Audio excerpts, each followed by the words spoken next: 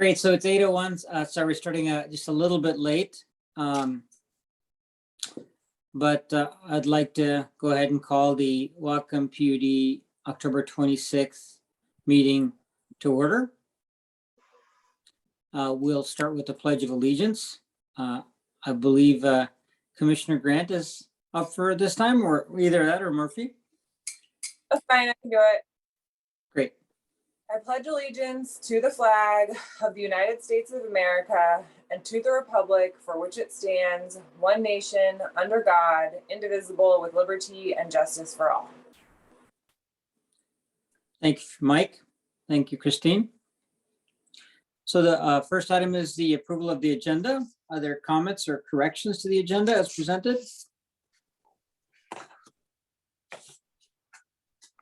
I have none. And then I'll entertain a motion to, I guess we don't need a motion. We can just proceed. Well, it actually says approval of the agenda. We do approve the agenda. So entertain a motion to approve the agenda, please. I'll make that motion. I'll second. Okay, there's a motion, a second. All those in favor, please signify by saying aye. Aye. Hey, John, that's a question for the future. Do we actually need to approve the agenda if there's no changes to the agenda, or do we actually need to approve the agenda? You should really approve the agenda. Okay, good. Thank you. Yes. Quicker than I am. Let's move on to the consent agenda. And so we have 2 meeting minutes. We had a special meeting last week, as well as a regular meeting 2 weeks ago, as well as the claims of October 26th. I'll make a motion to approve the consent agenda. I'll second that. There's a motion and a second. Is there any further discussion? Please signify support by saying aye. Aye. And the motion carries. Let's move on to our public comment. Anne, can you please facilitate that by checking to see who's got their hands up and acknowledging them? About that, we do have one hand raised. Dave Olson.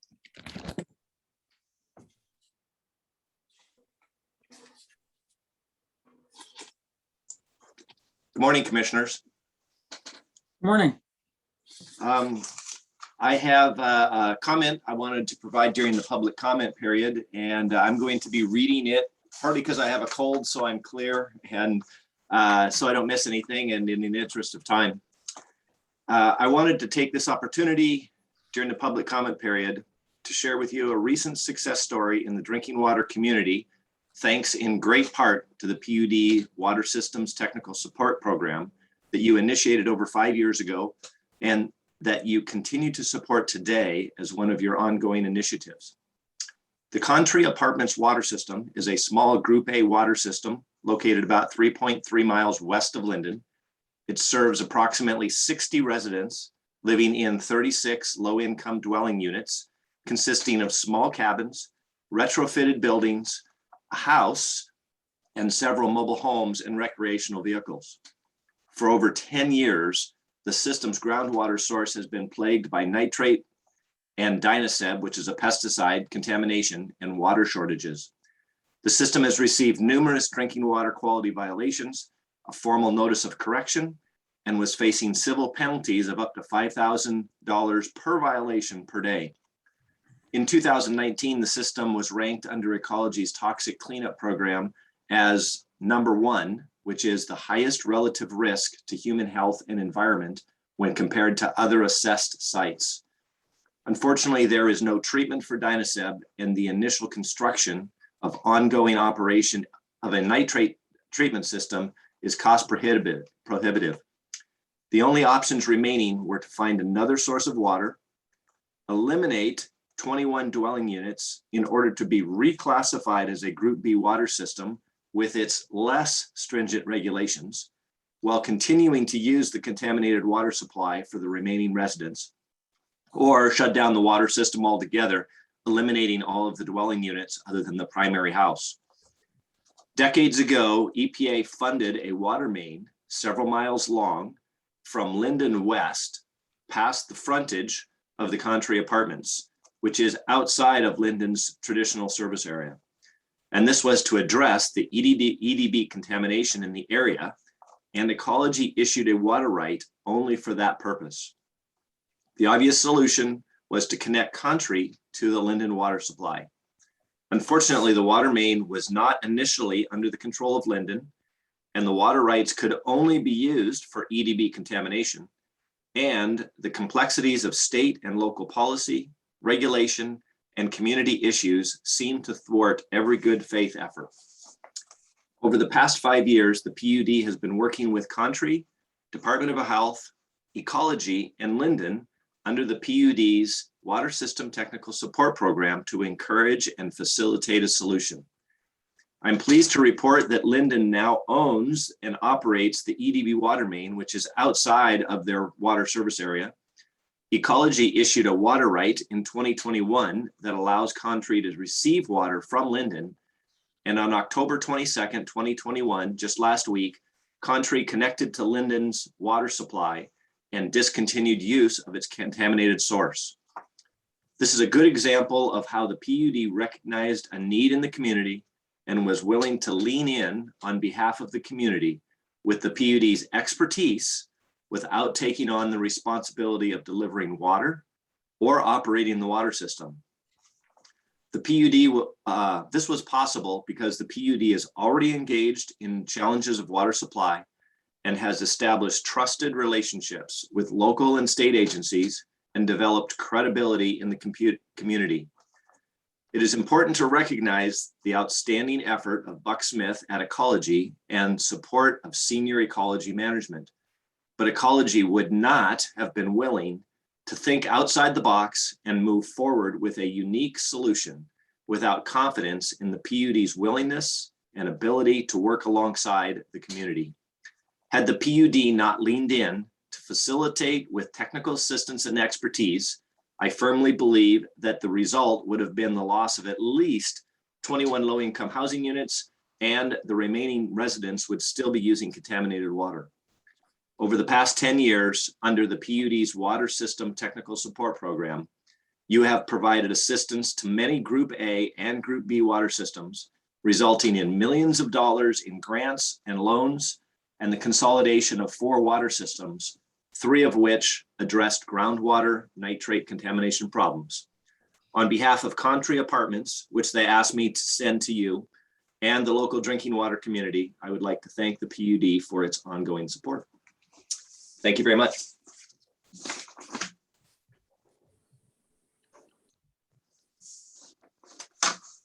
Commissioners, Thanks, Dave. Please, I'd That was just a like to, Start the morning. yeah. Better than a cup of coffee. I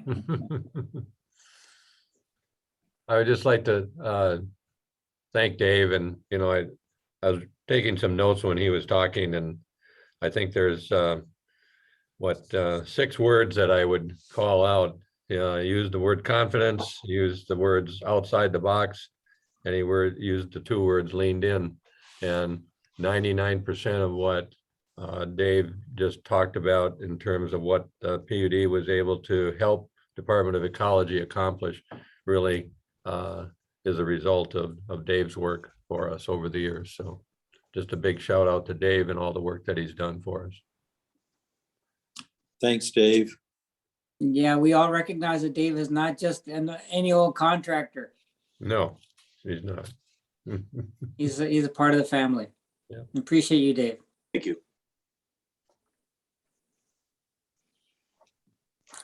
It looks like there's no other public comment. So let's move on to old business then. So John, would you like to provide an update to the public on the general manager appointment process? Certainly. Thank you, commissioners. And I'm pleased to report that the commission has selected 3 finalists. It's been a busy road with a lot of great contributions from staff. 4 panelists from staff, Dwayne, Brian, Rebecca, Annette, all participated in the screening interviews last week. The commission selected 3 finalists, and they will be in town this Thursday coordinated through Bill McDonald at Prothman, for final interviews with the commission. There'll be a reception for the public, open house at the Windows on the Bay in Bellingham, and then there'll be a following executive session debriefing with the commission. I'll go over that schedule in more detail. Just want to thank staff for all their efforts. It's been a really accelerated, and commissioners, it's been a very accelerated time frame. We're trying to get this done expediently in a very difficult hiring environment, where senior executives, as you can see, it's the great resignation as people are leaving jobs. And the opportunity that we have 3 viable, strong candidates to select from, the commission has expressed the desire to move and not risk losing any of these candidates, given all the other job hunting that is going on. So we're moving expeditiously, also recognizing there's holidays coming up.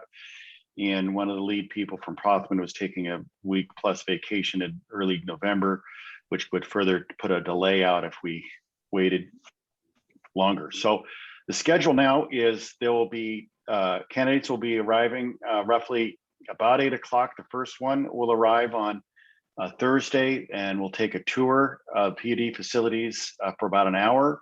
That tour will be Brian Walters and Dwayne Holden, I believe, will be kind of escorting the tours. Steve will be coordinating everything from the office. The interviews with the commission will start at 9.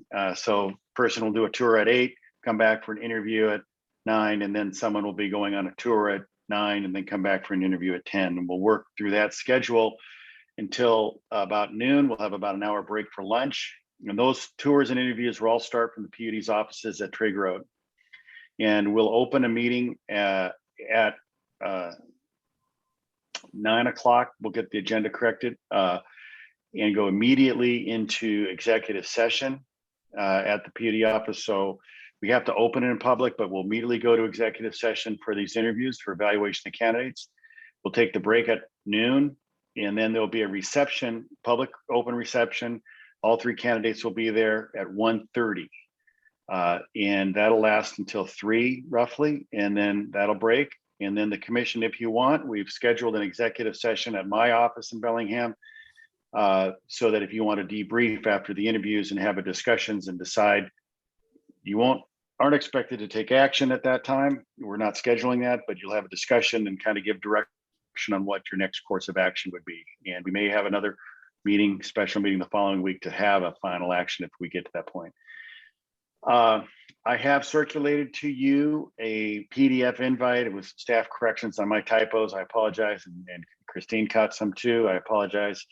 But that's in your inbox, and we want to discuss how to get those out on the shortened time. And my thought is that, you have a PDF and you and staff can send those out to whomever you'd like.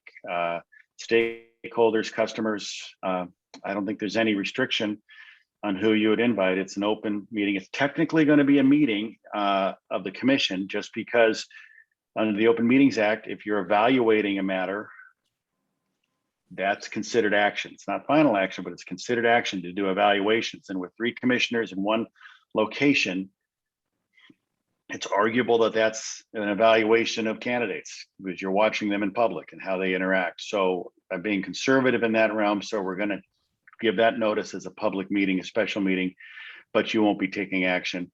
And so we'll probably have some type of laptop for people to zoom in and try to observe everything, but it'll be difficult to work through that. So people are encouraged to attend in public. It's a large enough space. We don't believe we'll need an overflow area. So that's the schedule. And Ann and I are going to finalize notices in the Zoom links with Mike and Aaron later today after the commission meeting, and we'll get those special notices for those meetings out. But again, we'll use my link that I send out to you for the executive sessions. Do you have any questions? No, I have 2 items, but I'll let the other commissioners please go first. I don't have any questions. I just want to underscore your thanks to the staff. I extend my thanks as well, and to you as well, John and Crossman. I know it's been all hands on deck for the last week, but really agree with all the points you made about why we need to move quickly. I was glad to hear that. I assume so, Commissioner Grant, but we don't get to talk, so. And anyway, so two questions. One is for the public. Can you outline maybe what the most efficient way and a public can participate in the process on Thursday, and what may be also the limits of where the public will be able to actually provide input, or the opportunities that the public will have for input, provide input on the process. So it's going to be attending the reception in person on 1:30 to 3. It's really going to be the most efficient to get the sense of candidates and meet them and ask any questions of candidates that people may have. We'll set the room up in a way that, they're not standing next to each other, but maybe separated so people can walk around and ask questions, observe and see how they interact with the public. And I'll try to have some note cards out if people want to write some notes and drop them in a box. We'll set that up, but otherwise the commissioners will be there and public can meet the candidates and then tell the commissioners what they think. And if they want to follow up with commissioners afterwards, they can do so, but that's kind of the only methods we have come up with right now. Yeah, they can communicate directly with the commission via email or other method after attending the reception. So that's 1:30 to 3. When do we plan to wrap up at the PUD's offices in the morning? 12. Noon. Noon. So we're basically leaving an hour and a half gap for lunch. Yes. Okay. Which is practical for me because it takes me an hour to get from. Well, and I was going to, Bellingham. Jewel, I was going to contact you, and if you need a ride, I can find you, pick you up, and chauffeur you back and forth. Yeah, That's easier for you. if things get wonky, maybe, but that's plenty of time for me. So I was curious about that. Lastly, even though there's it starts as an open session in the morning, there really won't be an opportunity for the public to participate in the morning. No. That's why I just wanted to clarify. So perhaps an appropriate cover letter to people attending for the public is something that would be helpful when I forward this to people in the public. And I can do that myself via email, but I just wanted to mention that. Are you meaning for the invite the invite that we sent to add something on it? To customers and the public, it would be good to just frame it as you did, explaining where the opportunity to really participate is. Okay, we've sent, there's an invite that says this is a chance to meet the candidates. I can put on the notice for the morning session that there'll be an open reception and I can add that to the notice for the morning session so that people see that. It sounds, I know we've received a few emails already from members of the public, letting us know sharing some of their thoughts about this process. So I think also in lieu of potentially participating on Thursday in an email that, I still have emails to send out to get this out to my network and things, but mentioning that, if you have an interview question that you'd like us to ask, or, qualifications you're looking for, that they can email the commission to get that feedback to us before Thursday morning, since not everyone will be able to come and participate on Thursday. I also think we should make it clear that with the Zoom link we're providing, that's not going to be a satisfying way of participating in the process. So I know we're just, I think just making sure that we're encouraging folks to come in person or communicate via email about their thoughts is really the best way to engage, it sounds like. Right, John? Yes, it is. They're being in person or communicate concerns or questions to the commission directly via email.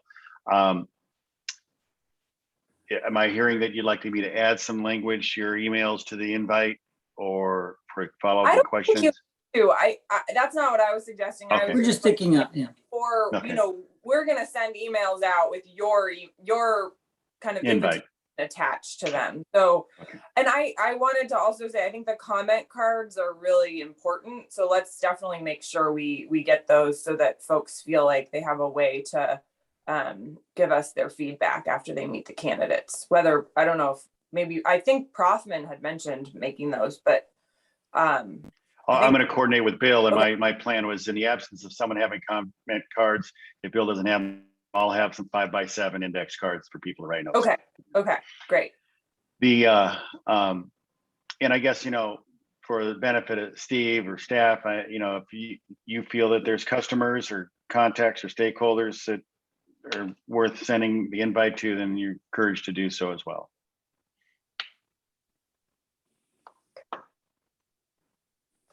So John? if I may Yes, ask, sir. So that means there's no limit to how many people can attend at the window by Well, the if we bay? get 100 and we overflow, we don't have an overflow error, we may have to suspend the meeting. We're kind of running, or I'll say the overflow error is my office and we'll put it on Zoom there. But it's, yeah, we could run into a collision, candidly, if we have too many people in the space and we have to do an overflow under the governor's order. It's a very difficult scenario that I don't think the governor's office contemplated receptions like this in the Open Meetings Act rules. And so we're trying to accomplish the purpose as best we can. So could we have a possible sign in when people come to attend? And can we put a time limit, like they get 15, 20 minutes and then? It's an open meeting and I would not do that. You don't even have to sign in at a public meeting. So we can't mandate someone sign in, and we can't put a time limit on attendance. Okay, but when we used to have public meetings here at the PUD, we did have a sign in. We had to Yes, sign but in. it was not, but if someone wanted to refuse to sign in, Mike, they could. Oh, okay. Well, I just want to make sure everybody gets their opportunity and nobody gets left outside. And I thought if there was a We're way gonna have to be adaptive. We Okay. said we have up to, the venue can hold up to 100 people. I think so. I think that's about Okay. right. I I don't feel know. I don't know the number, Christine, but Okay. just having been there, that's a guess. Okay. Okay. Well, I think we'll be able to make it work.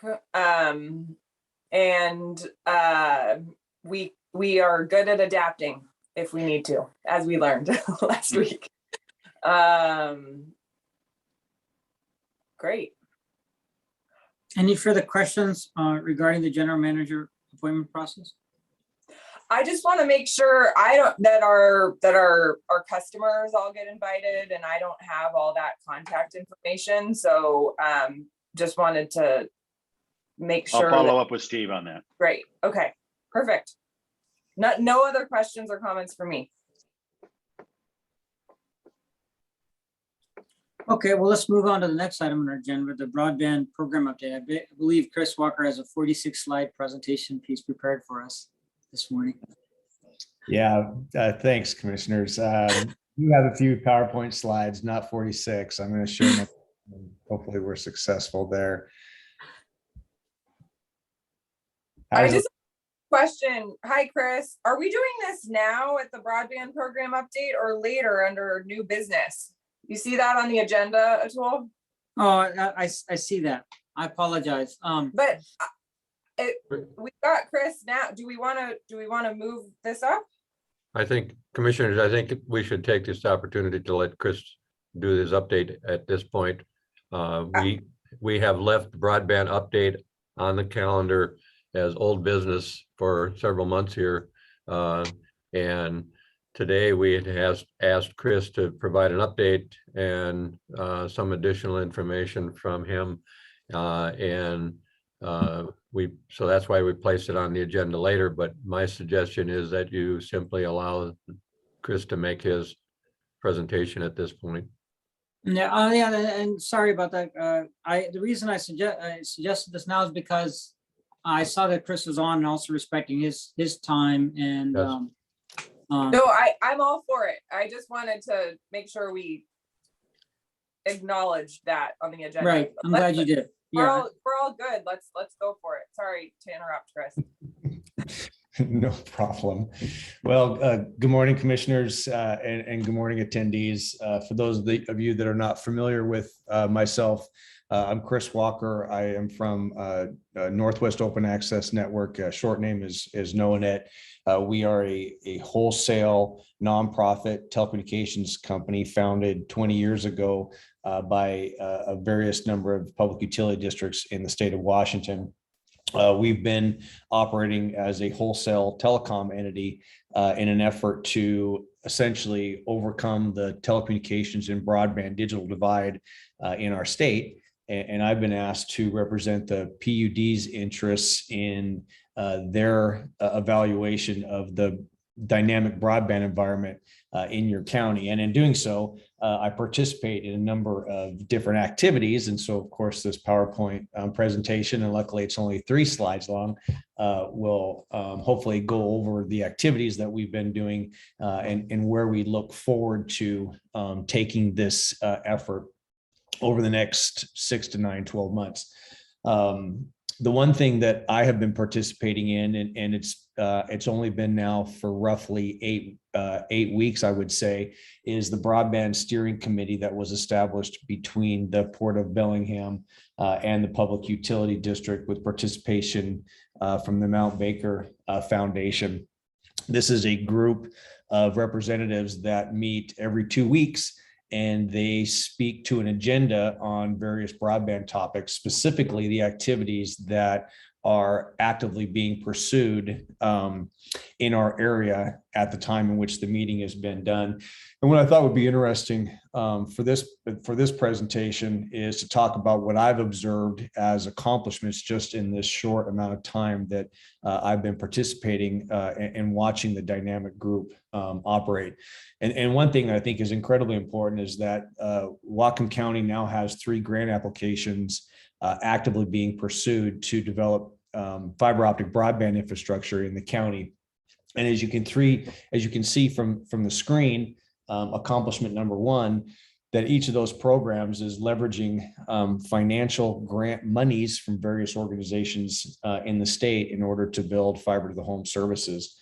We have one CURB infrastructure grant program, and CURB is a program that comes from the Department of Commerce and is a program meant to economically revitalize an area. And so, of course, we all know broadband is a tool to revitalize an economy where the economics desperately need broadband, which I think we could argue is pretty much in every community across the United States.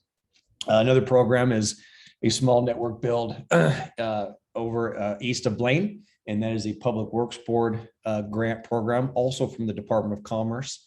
However, the Department of Commerce has divided up their financial efforts within 2 organizations, one the Public Works Board and one with CURB.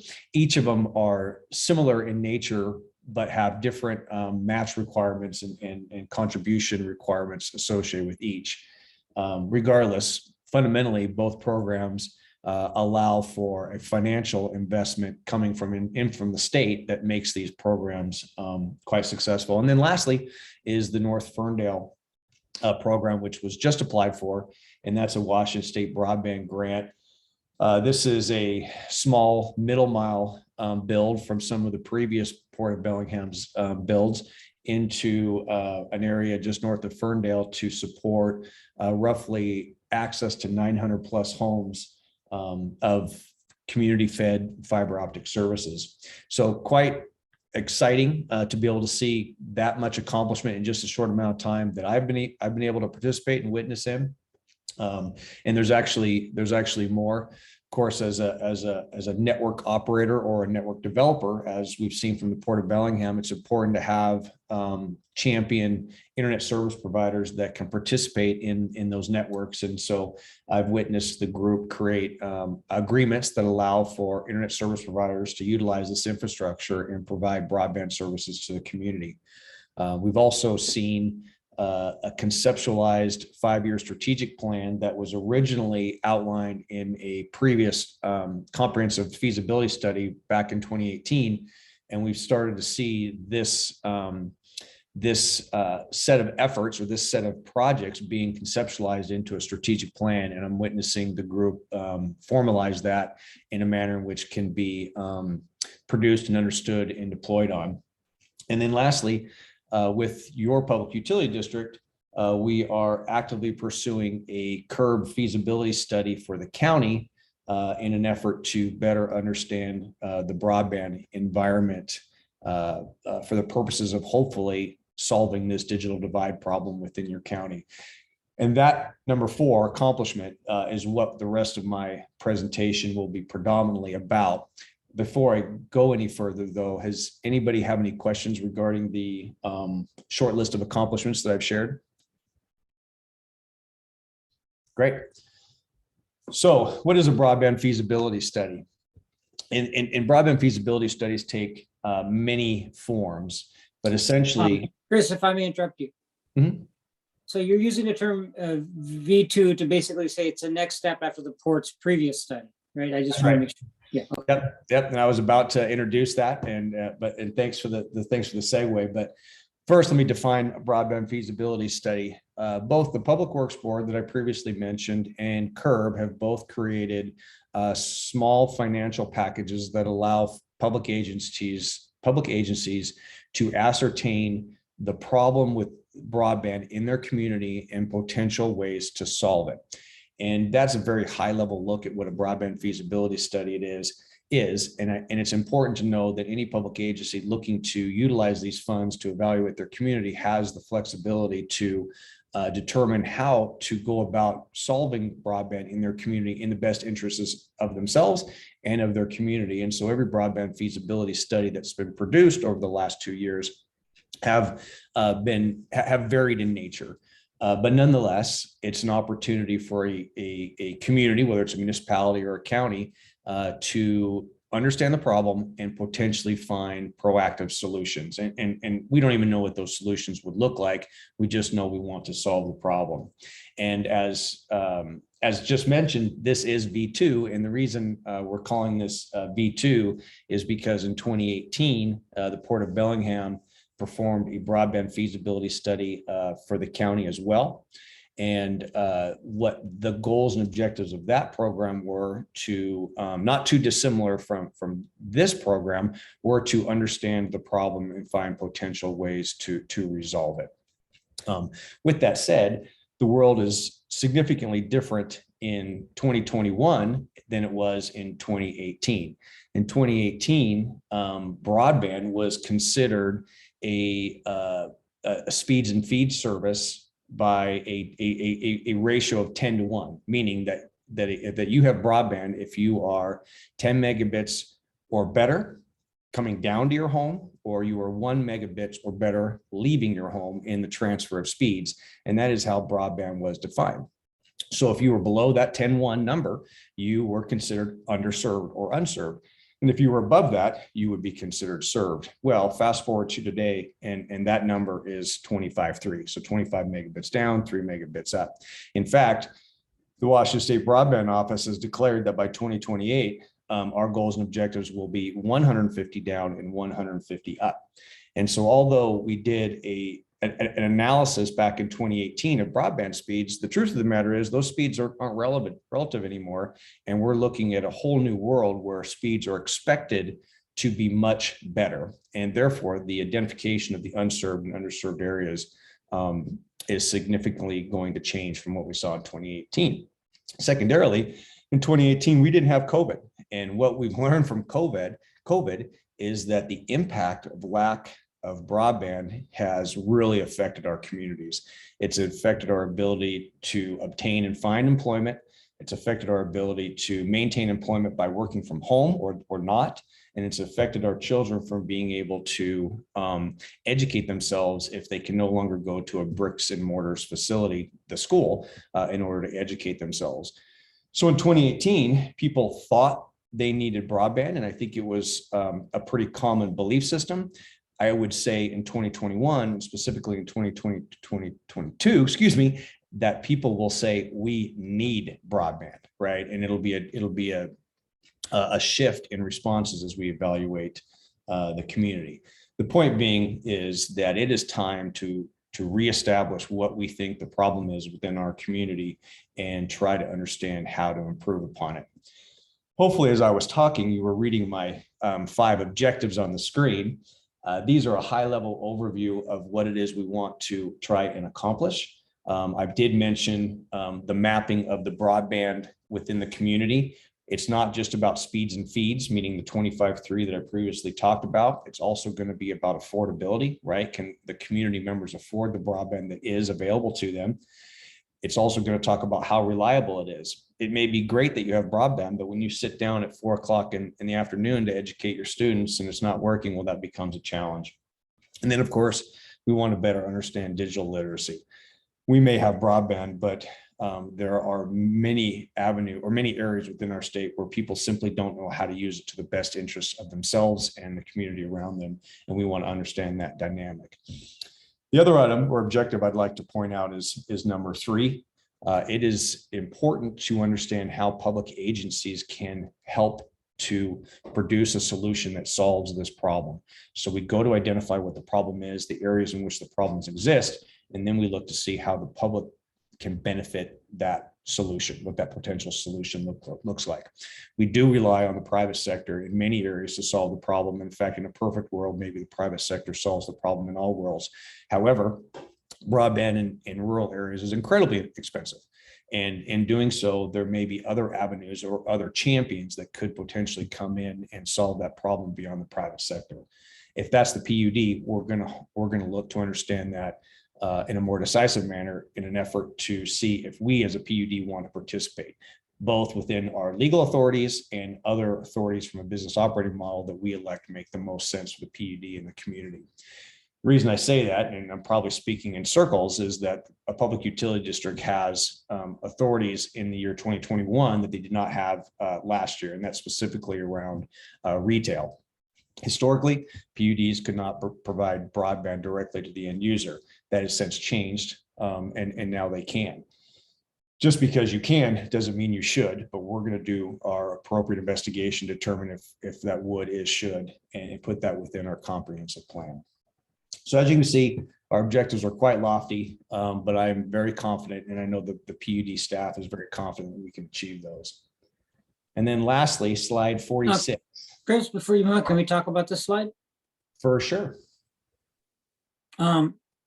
Commissioners, are there any comments or questions on this slide? I have one.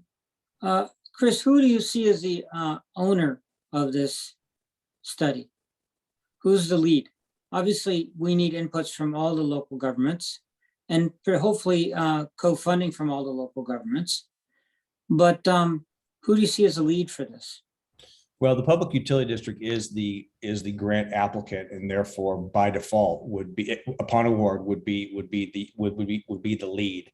The PUD will partner with NOAANET in an effort to accomplish the objectives as you see out there. However, we do have the Broadband Steering Committee that was mentioned on the previous slide that is an active participant in solving the broadband problem within our county. And so we would like to engage the port in their expertise in solving the problem.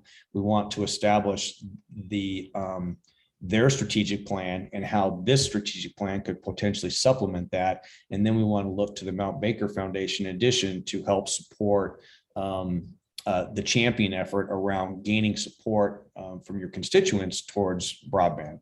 So I see, yes, please. So in our previous PD meeting, it was discussed by the commission that we should go ahead and begin on this with or without the support of grant funding. What do you think about that? Yeah, so the absolutely. And one thing that we haven't necessarily done is create what the status quo looks like. And so if you remember on my first slide, we had started evaluating what the Port of Bellingham strategic plan looked like in a more definitive manner. And I think historically it was written down in different avenues, and we're working towards to really consolidate it, something that we can look at and create an action plan to supplement it with our V2 study. So we've been proactively preparing ourselves for this award by really getting ourselves grounded on what the existing infrastructure plan looks like, both from the public's and the privates, but more specifically, what the publics have done to date, and that'd be the Port District. So you're on board with us getting started with this immediately, and you have begun working on this already, or are we Yeah. waiting? No, we're not waiting.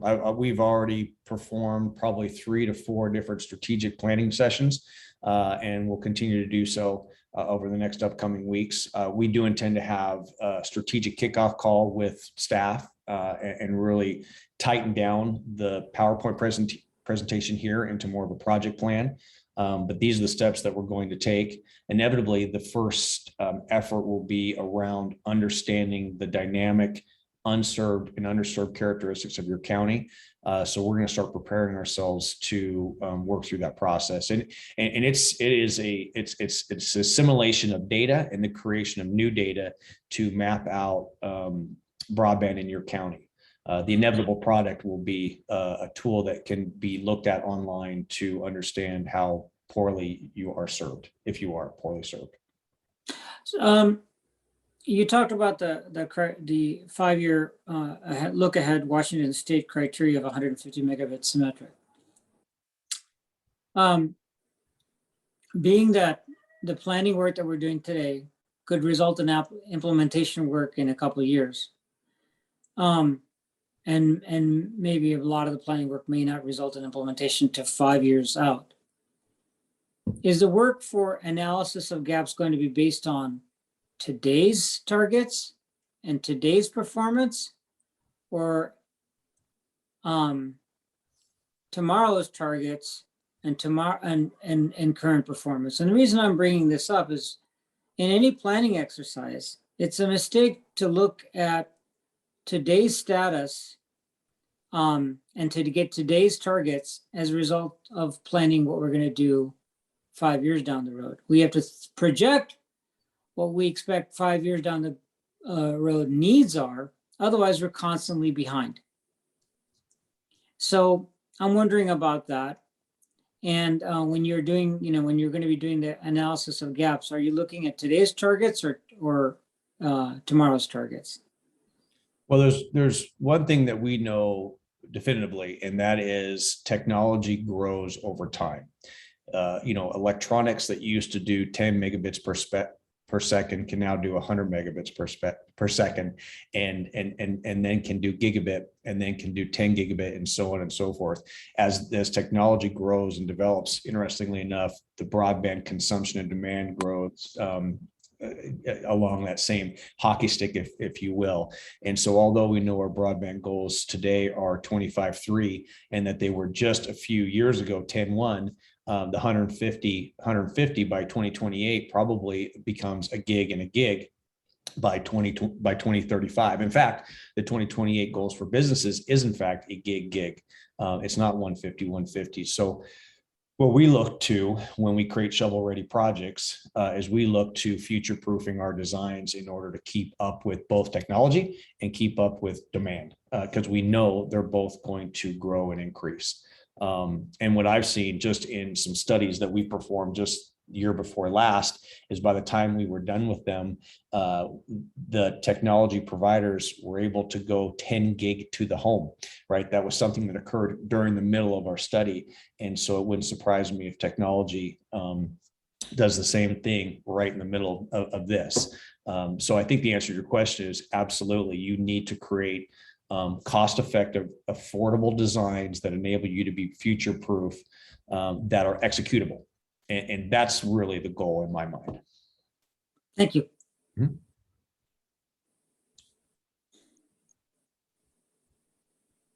Okay, then I'm going to move to the last slide. This slide I wouldn't say isn't too much different than the previous slide. The previous slide really were our goals and objectives, and here are some tasks associated with those goals and objectives. I would say that fundamentally the team will perform a number of different tasks associated with various activities, but without giving you 46 slides, here's a good look at the 3 most significant items that we're going to work on. First, we want to map the areas of concern and need within your community. And as I've talked in the other two slides, we're going to create and collect data in a usable format that enable us to understand broadband accessibility, affordability, reliability, and then the usability of broadband, AKA digital literacy. And so we're going to work through the first few months of this program specifically on that item. And the result will be a very useful geospatial tool that leaders can utilize to support the initiatives. The initiatives are those shovel-ready designs that are the second part of our task list. So the areas that we determine are in need to have shovel-ready designs that are grant accessible.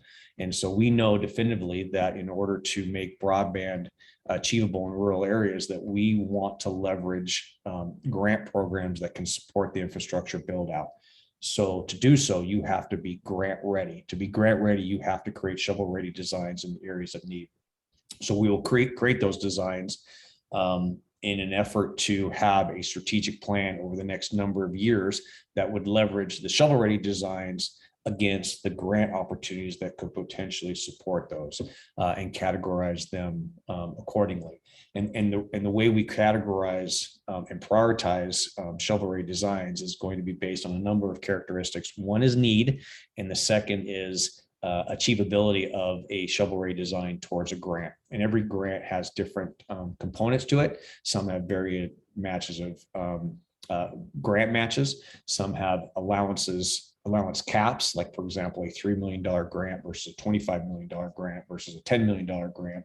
And then others have reporting requirements that are quite intense. And so you need to understand what your long-term commitment is for a grant in order to determine if it's the best use of your network resources. So we're going to look at that as we evaluate our shovel-ready designs and create a prioritization list. And then lastly, back to one of our objectives, number 3, I think it was, is how does the PUD fit in when it comes to being an active participant and champion of rural broadband? And so we'll look at the various, how should I call it, business models or operating models that a public utility district could engage in an effort to support the shovel-ready designs and the grant requirements of an infrastructure bill. And how also do we partner and work with other public and private agencies within your community to solve this problem? And so within our environment as a public utility district, we have retail authority, as you heard me mention earlier. We have open access broadband authority, which we've seen many public utility districts in our state successfully utilize. And then we've seen other things such as public-private partnerships that organizations have used to promote broadband in their area. And then in addition, we have operating models that would be evaluated too. And you've heard probably people talk about dark fiber, and you've heard people talk about broadband. And each of those are different operating models that play a part into your open access or retail business philosophical approach. So we'll be looking at all those. And then we'll be looking at how do we actually deploy this network in partnership with others, whether it's contractors, whether it's ISPs, whether it's other ports, or whether it's existing broadband providers. We'll look to see how do we take into account all the successes of the past and use those to leverage the future designs and strategic plan. And that is my last slide. I didn't create a closing slide. I probably should have. Questions, comments from the commission? Chris, Mike Murphy. On this task list, can you talk about next year, 22? Are these the tasks that will be finished in 22, or is this a 5-year projected plan? No, the broadband feasibility study, I predict takes 3 to 5 months. We can expect the development of the unserved and underserved areas and the mapping of that to take anywhere from 2 months to 3 months. Meanwhile, as we gain that data and look to areas that have not been supported by broadband and create these shovel-ready designs within those, we can start creating those. That can take 30 to 90 days, depending on volume and infrastructure and geography and those kinds of things. By the time those two items are done, we will have already completed all of the operating model analysis, and then we can put that into a package that has a comprehensive plan for evaluation. And that may or may not include a staff recommendation to the commissioners, depending on what the data tells us. It'd be really premature at this point to say what the data is telling us, right? But I think it's important that the commissioners are able to make decisions because we've done our due diligence and they have the tools to make decisions. So Chris, when it comes to identifying task 1 and 2, I know that the port has done quite a lot of work in mapping, I'm told. Haven't they completed task 1 and 2? Christine, maybe you know more, or Altool? Yeah, I'll still address that if I can. So part of my opening remarks were about the 2018 broadband feasibility study, and some of the things that I comment on were the fact that back in 2018, when the unserved and underserved classifications existed, the broadband speed expectations were defined as 10.1. And the 25.3 requirement at that time didn't exist, nor did the 150 symmetrical state broadband goals of 2028 exist. And so the classification of unserved is not the same as it is today. And so we need to reset, in my opinion, we need to reset those parameters. And so we can clearly identify the unserved and underserved areas. And then secondarily, the port's strategic plan did not include the entire county from an infrastructure build out perspective. And so there is a significant amount of communities that have been left behind. And so we want to take those, combine those with the unserved and underserved evaluations that I just spoke to, excuse me, and then have a forward-looking plan that builds upon the port's plan, because the port's plan wasn't all inclusive to the state. County, excuse me. So what would you, and both Christine Altool, Steve, if you want, so what are we really going to see in 22 or by the end of 22? Just a lot of data gathered, or are we going to actually see something where we possibly could be awful close, if not serving some of the community?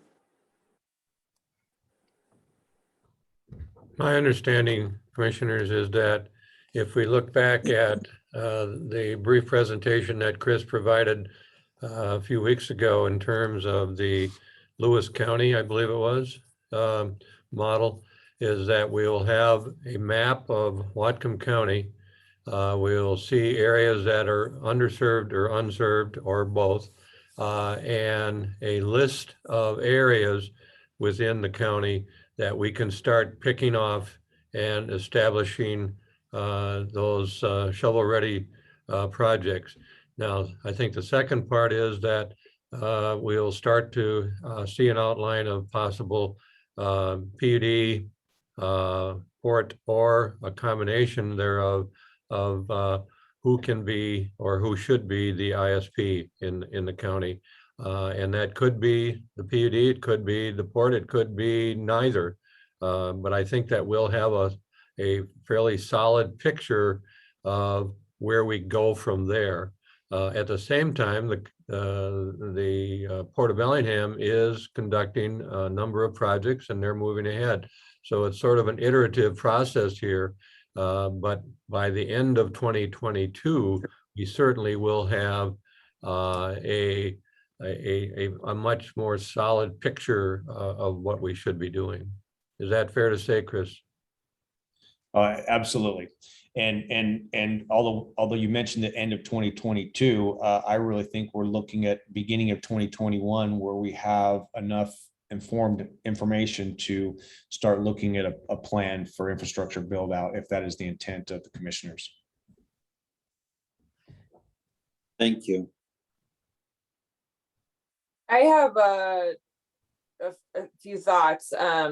First of all, Chris, thank you for this presentation and for kind of summarizing what the Broadband Steering Committee has been up to, so in such an organized way. And as I've said before, it's really wonderful to have you on the team. Just wanted to start with that. Thanks.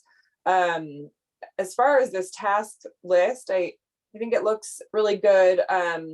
But one of the things I'm wondering about, under the shovel ready design task 2, you said, looking at grant eligibility is great. I'm wondering if there's a way that we could add a task related to looking at other financing mechanisms that we might be able to use to help move projects along faster. I've heard from some other from Representative Sharon Shoemake. She mentioned maybe being able to use tax increment financing for broadband. And I don't know, I haven't looked into that or done any additional research on it, but I know that some other PUDs use different financing mechanisms like LUDs and the fiber hoods model down in Mason. And I'm just wondering if there's any way that you might be able to come back to the commission to share what some of those tools are that our community might be able to leverage to move these projects even faster if grant funds are not able to cover all of them. Just how do we get the capital to make these things happen is kind of where I'm going with that. Yeah, absolutely. I think the tough part about a PowerPoint slide is you can only fit so much stuff onto one page. And so True. Financing vehicles associated with infrastructure development is something we want to accomplish.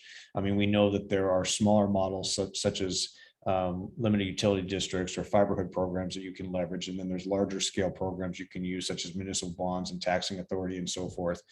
It's really going to be dependent on how we think we want to build out this new hypothetical network and the strategies associated with it. Obviously, the more aggressive you are in your build out, the more immediate capital acquisition requirements you would have. And then as compared to a longer staged out program, you might be able to leverage more programs such as LUDs and fiber hoods and so forth. So we'll look at those and how they would potentially integrate into what the infrastructure development plan is. We utilize grants in a slide as this because it is the most attractive financial model that is available to us today. If you went back 5 years ago, there were 0 grant dollars available for public utility districts to apply for. In fact, you had to go all the way back to the year 2010 before there was a program that a PUD could have utilized up until most recent, the reconnect. And so we are seeing a potential, I hate to use this term, windfall of available federal funds that we now suddenly qualify for. And so it's important as leaders is that we leverage something that will not probably come again. Right, in 2025, none of these financial vehicles may be available to us, and so we can't ignore something that's sitting right at our doorstep. But yeah, your request is understood. Thank you. Go ahead, Mike. Well, I don't really want to cut you up because I want to support what you're saying. I want to actually thank you for saying that because, if this was regarding someone watching TV or placing an order for something, that's one thing. But, when we're talking about livelihood, jobs, and education, I would support moving this as quickly as we could, whether it's grants and actually making things happen. So I'm just going to say I support what you're saying, Christine. Thank you. Oh, Chris, we can see your screen still. Oh, sorry. I'm getting summoned to my next meeting. So yeah, just wanted to give you the heads up. But the other question, the other thing I was going to bring up is reconnect, which I know you don't know when we're going to be when the reconnect grant will be, when the funding opportunity announcement will come out exactly. I do know. But, you do know. That's November 24th. December? November 24th. November. Oh, okay. So what kind of staffing resources are we going to need to apply for that if we're going to apply for it? Do we have, I know we're not your only client. How do you think we have adequate staffing right now to apply for that? Are we even in the ballpark right now in terms of the analysis that we've done too? Well, the NOFO for Reconnect will come out November 24th, and then we'll know at that point how complicated of a grant application is. What we've seen from previous reconnect applications are that they require justification of need. And so a mapping product would be necessary. There are efficient ways of doing that, I think, in order to apply for reconnect that probably are simpler and less time consuming than what I've talked about. The second is the development of shovel-ready designs. And so dependent on how quickly we can create those would be dependent on whether we can be prepared in December.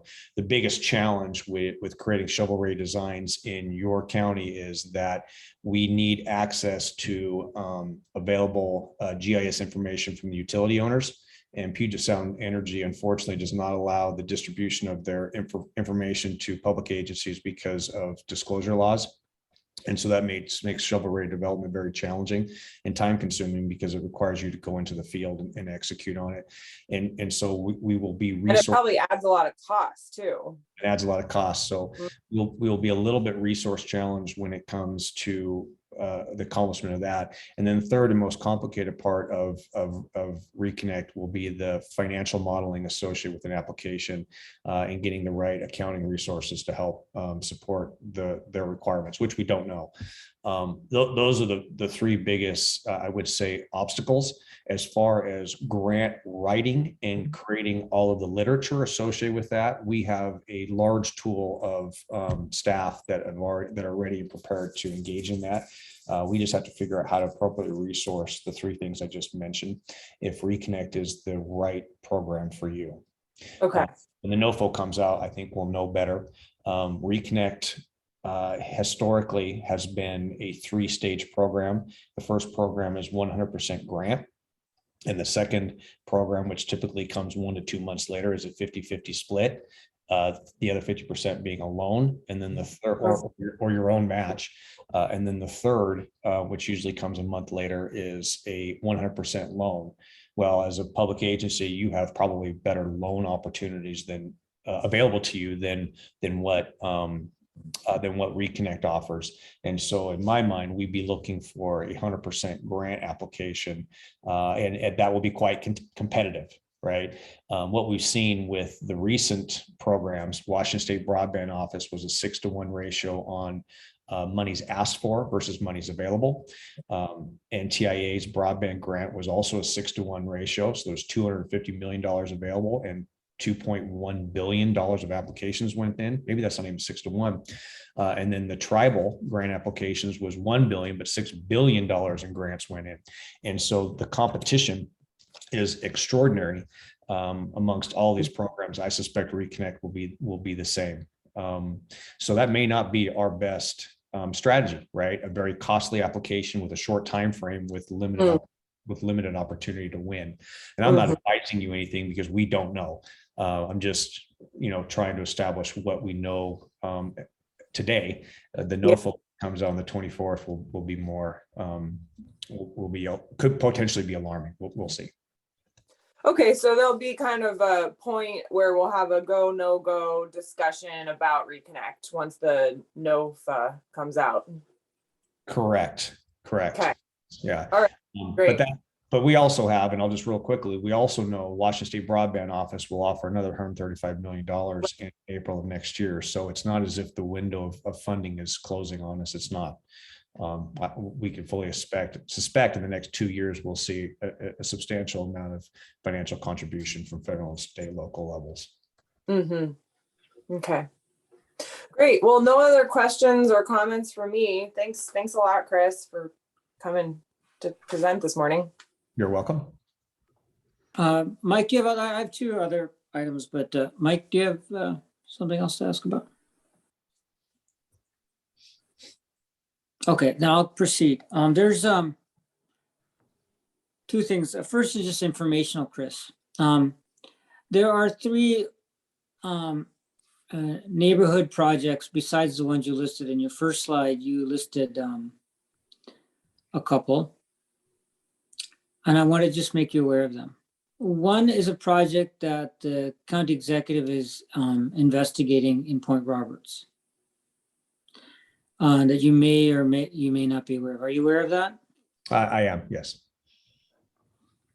Okay. Second project is in the, I'm forgetting the name of the road. But it's pretty close to town, off of Mont Baker Highway. And I'm forgetting the street that's off of. Maybe Steve, you can help me remember that. The third is an interest of a group of people off the South Fork, who are interested in, sorry, yeah, Jamie, thanks for the assist, typed in the Q&A. Ravencrest is the name of the project. Have you heard of that one? Second one? No, sir. No, sir. They've actually done, they've walked the trenches, they've estimated the trenching cost, they've estimated the fiber costs, they've done the switches, they've assessed all of those pieces. And they've got what they believe is a shovel-ready project. So it's one that we should seriously consider incorporating into our thinking, because the amount of money they need is dramatically less than the minimum amount that's asked for in all of these grant applications. So they could easily be part of a proposal. It's 25 homes, by the way. But it would easily could be included or dovetailed into one of the existing proposals that is under, for example, maybe the other one that's much further east off of Mont Baker Highway that the board is pursuing. Or it could be involved in included in another project. So that's the second project I wanted you to be aware of. The third project is a group of people off the South Fork, near the Van Zant Hall, off of Highway 9. And there's a community there that's represents of about 50 to 100 residents that's interested in contributing their own time, energy, and all of that to put together a project to serve their communities. And they also have essentially little or no service, and they're interested in exploring the same thing. It would be off of Highway 9. So I just wanted to just FYI, making sure you're aware of those. And they show up in the steering committee discussion, and I can, if you already have the contacts on the Point Roberts project, I can certainly provide you, and actually Jamie Douglas, who's on this call, is also attending meetings regularly where the folks from Ravencrest are presenting. So we can get you that information. If you like, I can get you that.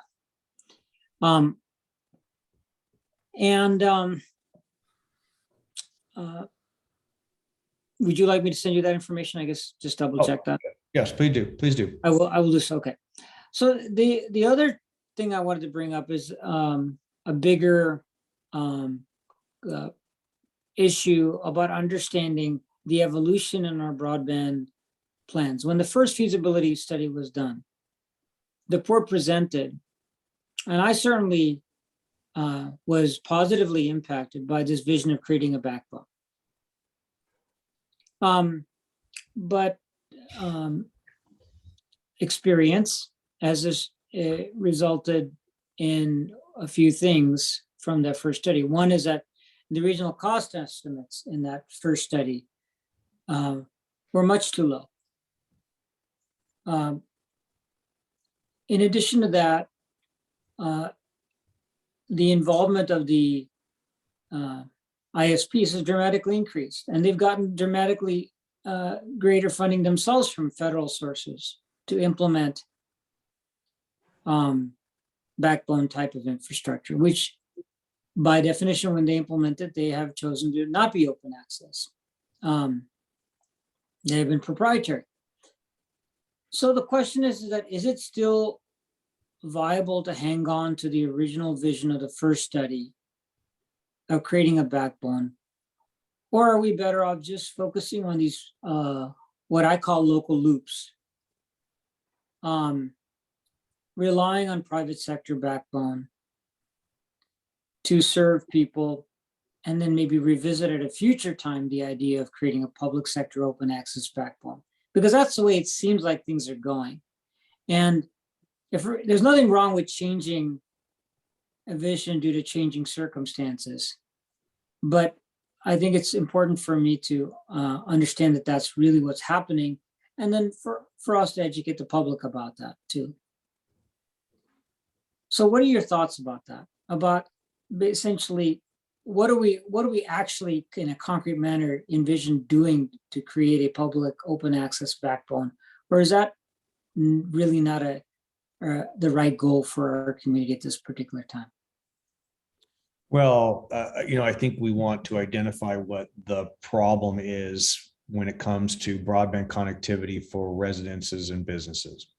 And if it is determined that really the only lacking that we have is a backbone that fundamentally connects the different communities together, and with the development of that backbone, we will resolve the problem in some efficient manner, then that should be the recommendation that comes out of your team. A backbone, however, does not bring broadband to somebody's doorstep. And so the only way that a backbone could fundamentally assist in an extraordinary manner to solve the rural broadband problem is if the local loop is already in existence that this new middle mile backbone can support. Now, I'm not speaking in definitives here because I don't know the environment in your community yet, because I have not participated long enough to have enough awareness. But the absence of local loop is fundamentally the problem with having broadband to people's doorsteps. And so if we identify that the local loop is absent and that there are not any future growth and development plans by the privates, then we need to look at solving that particular problem. If we build a backbone and there still is no local loop, then we have not necessarily solved anything. However, that doesn't mean that you don't stage your long-term plan towards accomplishing the end goal, and that is having the local loop developed. Doesn't mean that the public utility district or the port district builds that local loop, but it does mean that you've got champions that are willing to build it if you were to engage in a backbone and middle mile. None of those answers do I know yet, because we haven't really gotten ourselves into the evaluation of what the best recommendation is. And so it's challenging for me to comment on a recommendation when we haven't done our due diligence to determine where the problem exists and how to potentially solve it. But I will tell you, from my experience, knowing it, we've built middle mile all over Washington state, and we're in every single county and we're in most towns. And typically, knowing it is our intentions are to build middle mile, and then we encourage the local community to build the local loop. When the local community hasn't done so, the fact that knowing it brought in a big fat fiber optic cable into town has proven to not be useful, right? And so it really requires both of those components to be, you have to have a strategic plan around both of those components, but I don't know yet who would best champion those. Yeah, and I'm just saying is that there's clearly been a movement towards local implementation away from backbone, doesn't in terms of the first steps, right? Well, I would say focus. I mean, it would be accurate to say that originally what we were going to have at the end of 2019 or in 2020 was going to be a set of engineering drawings for the backbone. And instead what we have is by the end of this year, I think a set of drawings for implementing one of the local loops. And so to me, if you look at, there's clear material evidence that the direction, at least that we're heading with the port's leadership, is towards more solutions for people at their doorstep, as you suggested, and less for backbone. And it seems to support the reasoning that you're giving too. The question that I think I want to give you the time to figure out is there a place for backbone related investment? And this study will help identify what those opportunities are.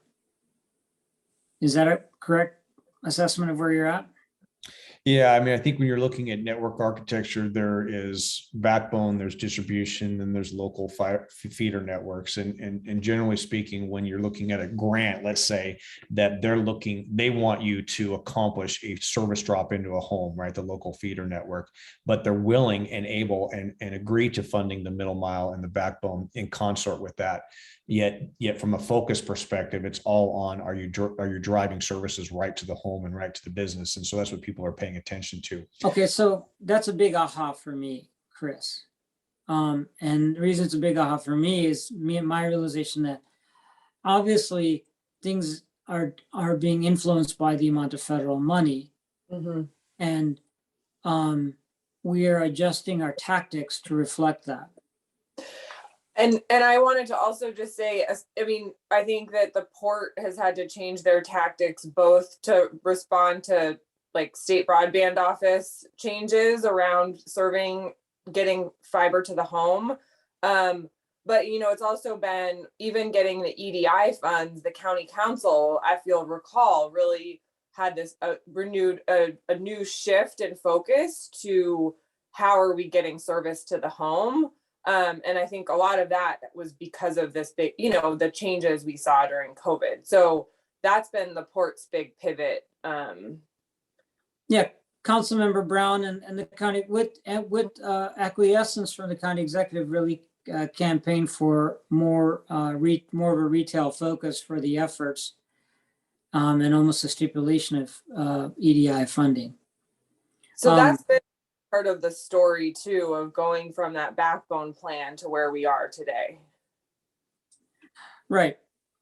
Yeah, and there's good things about this evolution. There's bad things about changing focus, but there's a lot of good things about this focus. Obviously, the greater ability to leverage federal dollars, and then secondly, the good things about this focus is a demonstration that we're able as a community and local elected leaders, as well as our local governments, to adapt to changing circumstances. And I think there's a lot of positive in that. Ultimately, we're all trying to serve the public and getting people better communications.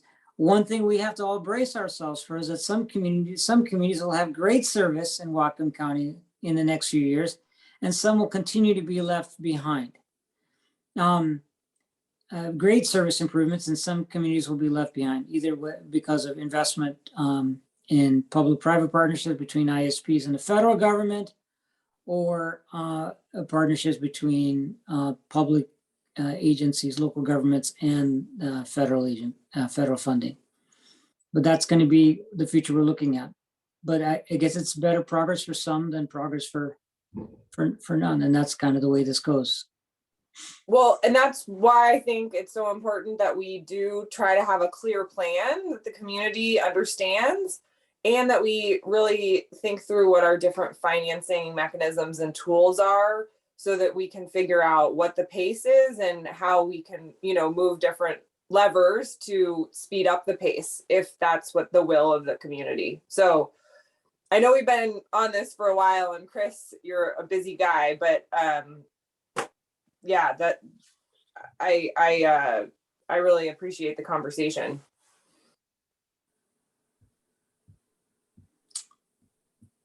All right. Well, yeah, I also recognize that. Chris, is there anything you want to add to wrap up? No, I don't think so, other than recognizing that it's a brave new world out there, and most of our communities believe that broadband is a necessary utility. And so we've thought a lot about water, power, sewer, roads, and so forth as a utility. And now broadband is considered a necessary utility too. So it's important that as public representatives that we look at it and determine if it's something that is achievable to enter into. And this county is not alone. Every county is looking at it, either because they've been operating in this environment for many, many, many years, or they're looking to do exactly what you're doing. So, hats off to everybody here who has championed the effort towards potentially solving this problem. That's all. Thank you. Thanks, Chris. You're welcome. So Is there any further need with Chris to, because obviously we had the agenda item under item 6C, and I want to let Chris go if we've met the needs of what we wanted to accomplish in 6C. Is the commission okay in letting Chris go and proceeding with our agenda? Yeah, okay, great. Nodding heads. So goodbye, Chris. Thanks. Goodbye. You're welcome. Take care. So let's move on to new business. The first item under new business is 6A, which is the budget presentation, which I believe Annette or Steve? I'll just kick this off, commissioners. We're very pleased to have Annette go over a presentation, an overview of the 2020-22 budget that Annette and others on staff have developed over the last couple of months. This is an opportunity to really set the stage for a couple of critical issues that you all as commissioners are facing. And number one is bringing on the new general manager. And second, and part of that, I should say, is developing this project or this budget in preparation for the new general manager to step in the next couple of months here and be handed an opportunity to move through 2022 with a budget that that individual really won't have much to do in terms of preparation for 2022.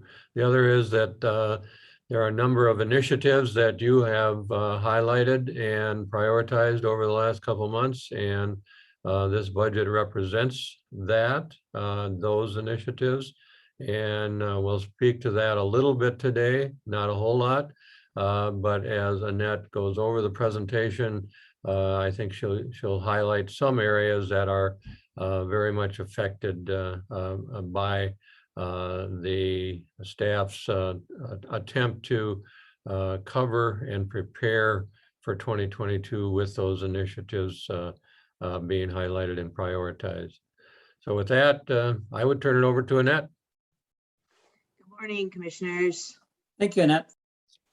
I am going to share my screen. All right. So is that coming up? Yes. Okay. Yeah. Yes. All right, good. Thank you. All right. So as we routinely do this time of year, go over the budget, get the feedback, and then do a final presentation. So this is our first presentation, just kind of showing you where we're at, what we're looking at, what the big deals are. And then usually this first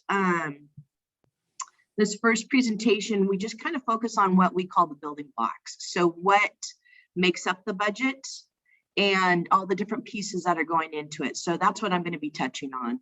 I just wanted to start off with something that's not lots of numbers. And so one of our projects that we have been working on for the last, several years, is replacement of our pole structures. And so this was just a couple weeks ago, and Tony Gambini, one of our electricians, was the one assigned to babysit these guys. And so took this picture while they're finishing up replacing our pole structures. Ooh. So like I said, we're just going to go over, and this is the main building blocks that make our budget. And then again, like we were last year, because we're all distant, what we did is we put our budget book online. So if you go to the PUD website and under the commission and then under financial documents, you'll be able to find the full budget. And right now it's called draft, and that's what we're presenting today. And then in a month, when we present our final budget, that'll be replaced with the final budget. Okay, so just to dive into the deep end, we're gonna start off with the operating budget. And it's laid out like it has been in the past, but I just kind of want to go over this. We have our three utilities, the industrial water, the Grandview, and the electric. And so that column A is what we're looking at for the budget for 2022. And then I compare it to what we think 2021 is going to end up as. So the projected end of 2021, and then any major variances are over there. So the lines that I've highlighted in orange, we go into more detail further on in the presentation, so I'm not gonna really touch on those. But the two yellow lines I'll just touch on real quick. The O&M is, that's going up quite a bit, and that's, again, that's pretty much due to the pandemic. When the pandemic hit, we went to a skeletal staff, especially in our water operations and our electricians. And what that did is that really curtailed our O&M expenses because we didn't have the staff on site to safely or just to get things done like we normally did. In 2021, we had budgeted a big increase, thinking we would be back at full staff real soon. We didn't actually come back to full staff until July. So again, we're trying to be optimistic here. And we think in 2022, we're hoping, right now we're at full staff. And in 2022, we're hoping we'll stay at full staff the full year. So we are bumping the O&M expenses up there. And then education is a similar reason, that $40,000, we've been at $40,000 budgeted for the last several years. But again, due to COVID and people not either offering educational opportunities or just being reluctant to take them, we just haven't seen the expenses like we have in the past. So we're still, again, being optimistic and going to provide that opportunity and that budget for our staff to do the continued education that we'd like them to do.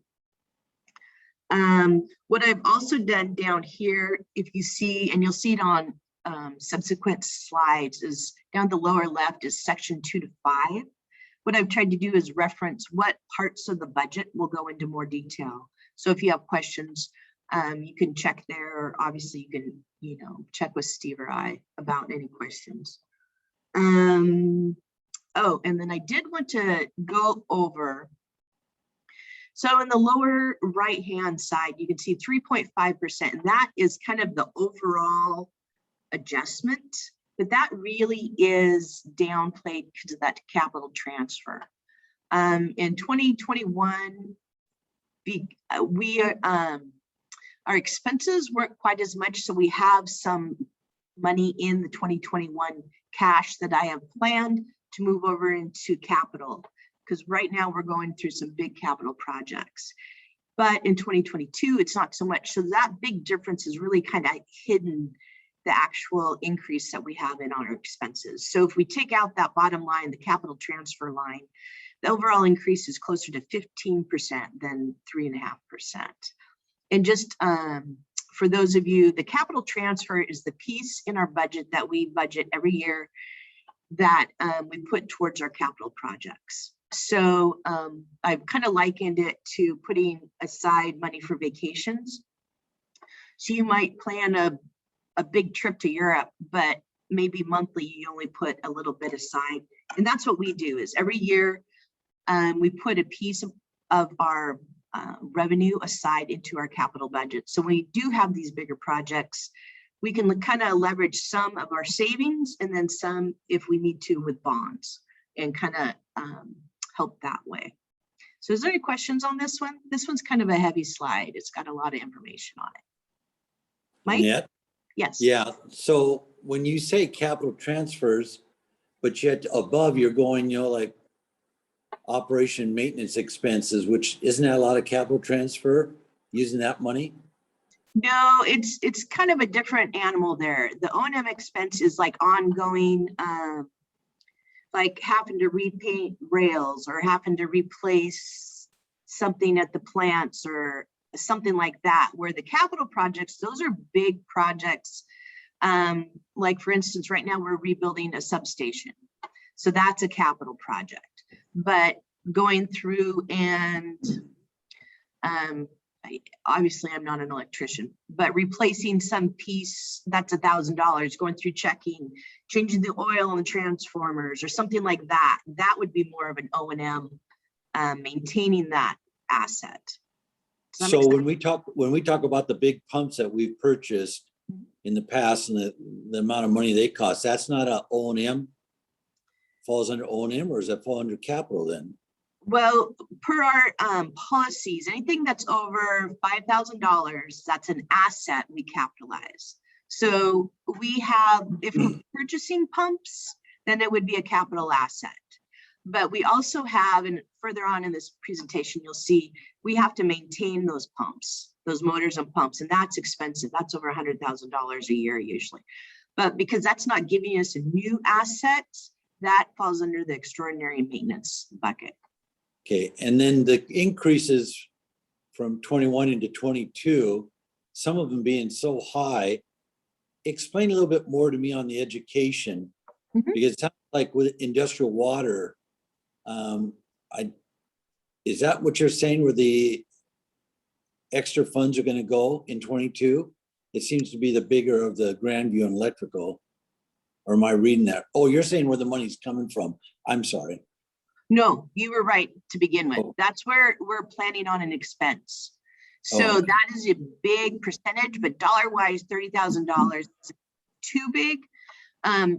So we're budgeting on a total of about roughly $40,000 for additional education. For that covers commissioners, that covers admin, that covers water operators and electricians. So it covers everyone. And why it's such a big increase is because people have been really busy, and they've also been really reluctant to travel and do those additional education. The breakup between industrial and Grandview and electric is just based on the employee. So like all our water operators, the bulk of their continuing ed piece will fall under industrial, with a little bit going into Grandview, because those are our two water utilities. Admin's split across all three utilities, and how typically our allocation is based on labor hours. So because we have 7 water operators and chief supervisors, as opposed to 3 electricians, there's usually more labor hours associated with industrial water. So as far as the admin staff, that's how it's kind of allocated across the 3 utilities. Does that make sense a little bit? Yeah, it does. But when I see education, I think that's what we may use to educate the community on whatever, water, broadband, but that's not true then. No, that's farther. You're getting ahead of me, Mike. You're looking ahead here, and we do have that coming up. All right, thank you. I've 2 quick questions, Annette, on this slide. Sure. The first is under business development. Is that the increase basically the same thing as the comment you made for education? Is basically it was underutilized and we expect it to be more utilized? No, that's on the next slide. And so let's finish with this one, and then I'll talk to that one. Okay, and the other question is, has there been any challenges as a result to our new policy related to purchase of auction or other used equipment, as far as how that will be put in? So for example, if we buy a bucket truck, would that be considered a capital expense, or would it be considered O&M type of expense?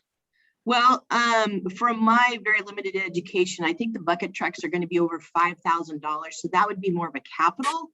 The only real change to our budget for that. Yeah, what I was wondering was in used equipment, if that creates a problem or anything like that, or no? It still shows up as capital then? Yeah, it still shows up as capital. And what Okay. we just do is we just budget a lower dollar amount, because we're hoping to get it at a lower dollar. Okay, yeah, thank you. Okay. And then the other question you'll address on the next slide. All right, let's go on. Okay, so this is some of our orange lines broken out a little bit. And so I'll just start with the business development over there on the top right. And so what this mainly consists of is a lot of your initiatives you're talking about.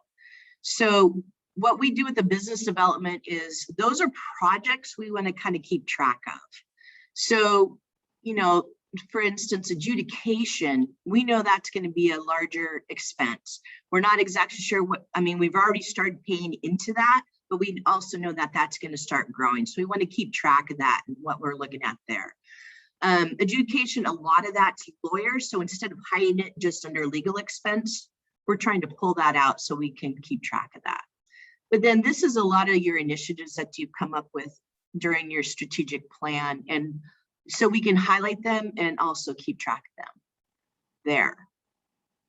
So, and then going back over to the admin expenses, there's not a big variance there, but I did want to call out the computer services and hardware. There's not a big variance, but Paul and Mike and Aaron have done an excellent job keeping us safe. But there's a cost with that, with everybody going online and remote. You know, we've had Zoom, we've had all sorts of VPN and all sorts of different programs.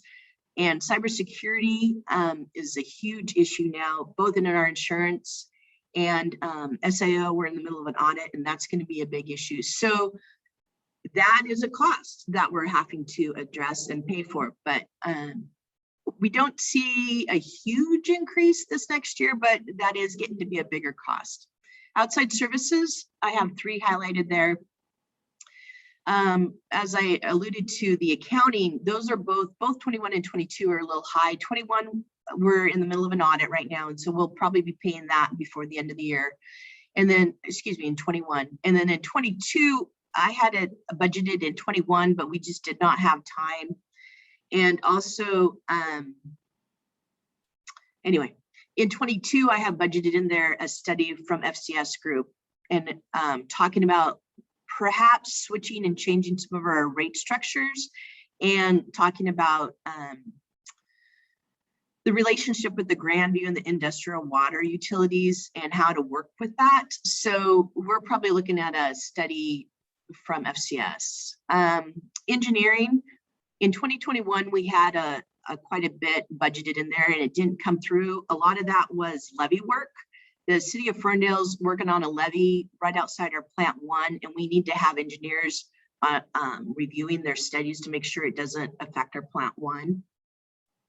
And then also we are getting more and more requests or inquiries from new customers. And again, because we're unique, we don't have the cookie cutter response like you did if in a large residential. So a lot of times we do have to talk to engineers. Okay, if we do this, how is that going to affect our system? Is this possible? What's that going to look like? So we are having to call on our engineers a little bit more. And then the power regulations, as you know, all the different consultants and stuff that Brian works with. So that bump right there is basically the NRU edition that we've added. So that's that on the outside. And then business services, that's where we reflect grants. And so that one, it varies a lot year to year, but then also because it is a grant, it's not as concerning if they don't happen or if a new one comes in, because there's a flow or there's an offset. There's the expense and then there's the income. But right now, these are the ones that we think will happen in 2022. Commissioner Deshmani, did that answer your question? Yes, it did. Thank you. Okay. And I just was surprised that I didn't get the answer myself, but thanks for helping me there. Sure. With Any business service, yeah, just a quick question, Annette. So the business services grants, that $200,000, you said those are ones we think we'll get, or those are ones that are that we know for sure we got? Steve, can you help on that one? Because I'm not sure what the status of these are. We have both of those. This is the second year of the regional water supply plan, and well, really it will be the second year on the education and outreach. So we have those. Where Rebecca is managing those along with Becky Peterson on behalf of the Watershed Management Board. Great. Well, we might, I don't know when we'll find out about CURB, but the $50,000 from CURB could then end up under business services, right? It could be, it also could be part of the business development. We have that broadband vision, that $40,000 up there. So, and we have an additional resource in our Alcoa Services Fund. So we're trying to be flexible and just monitor it and try to keep enough money in the budget to cover it. Okay. All right. Well, I don't know if we'll know about that by the end of the year, but I just wanted to mention that is in the hopper and may be something we should add. Just one other comment on the upper right-hand corner of the business development piece. There's a couple of things related to water system services, water supply management, and adjudication. We've got the large 235,000 for adjudication. That's our best estimate on the legal cost in 2022. But we've got some other potential resource needs in that adjudication process. The fisheries person that we're bringing on. So anyway, we're trying to build a budget that is flexible enough to cover what we expect to take place in 2022. But at the same time, we're not 100% sure. So.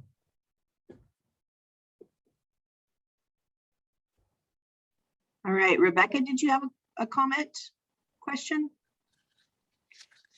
I see a hand raised. It does occur to me that, if I may, Steve, on this issue of adjudication, do we intend that all of our adjudication related expenses will remain under the category of business development, or is it worthwhile considering the possibility that this expenses could be, it may make sense to have a separate classification and categorization of this particular area of expenditures?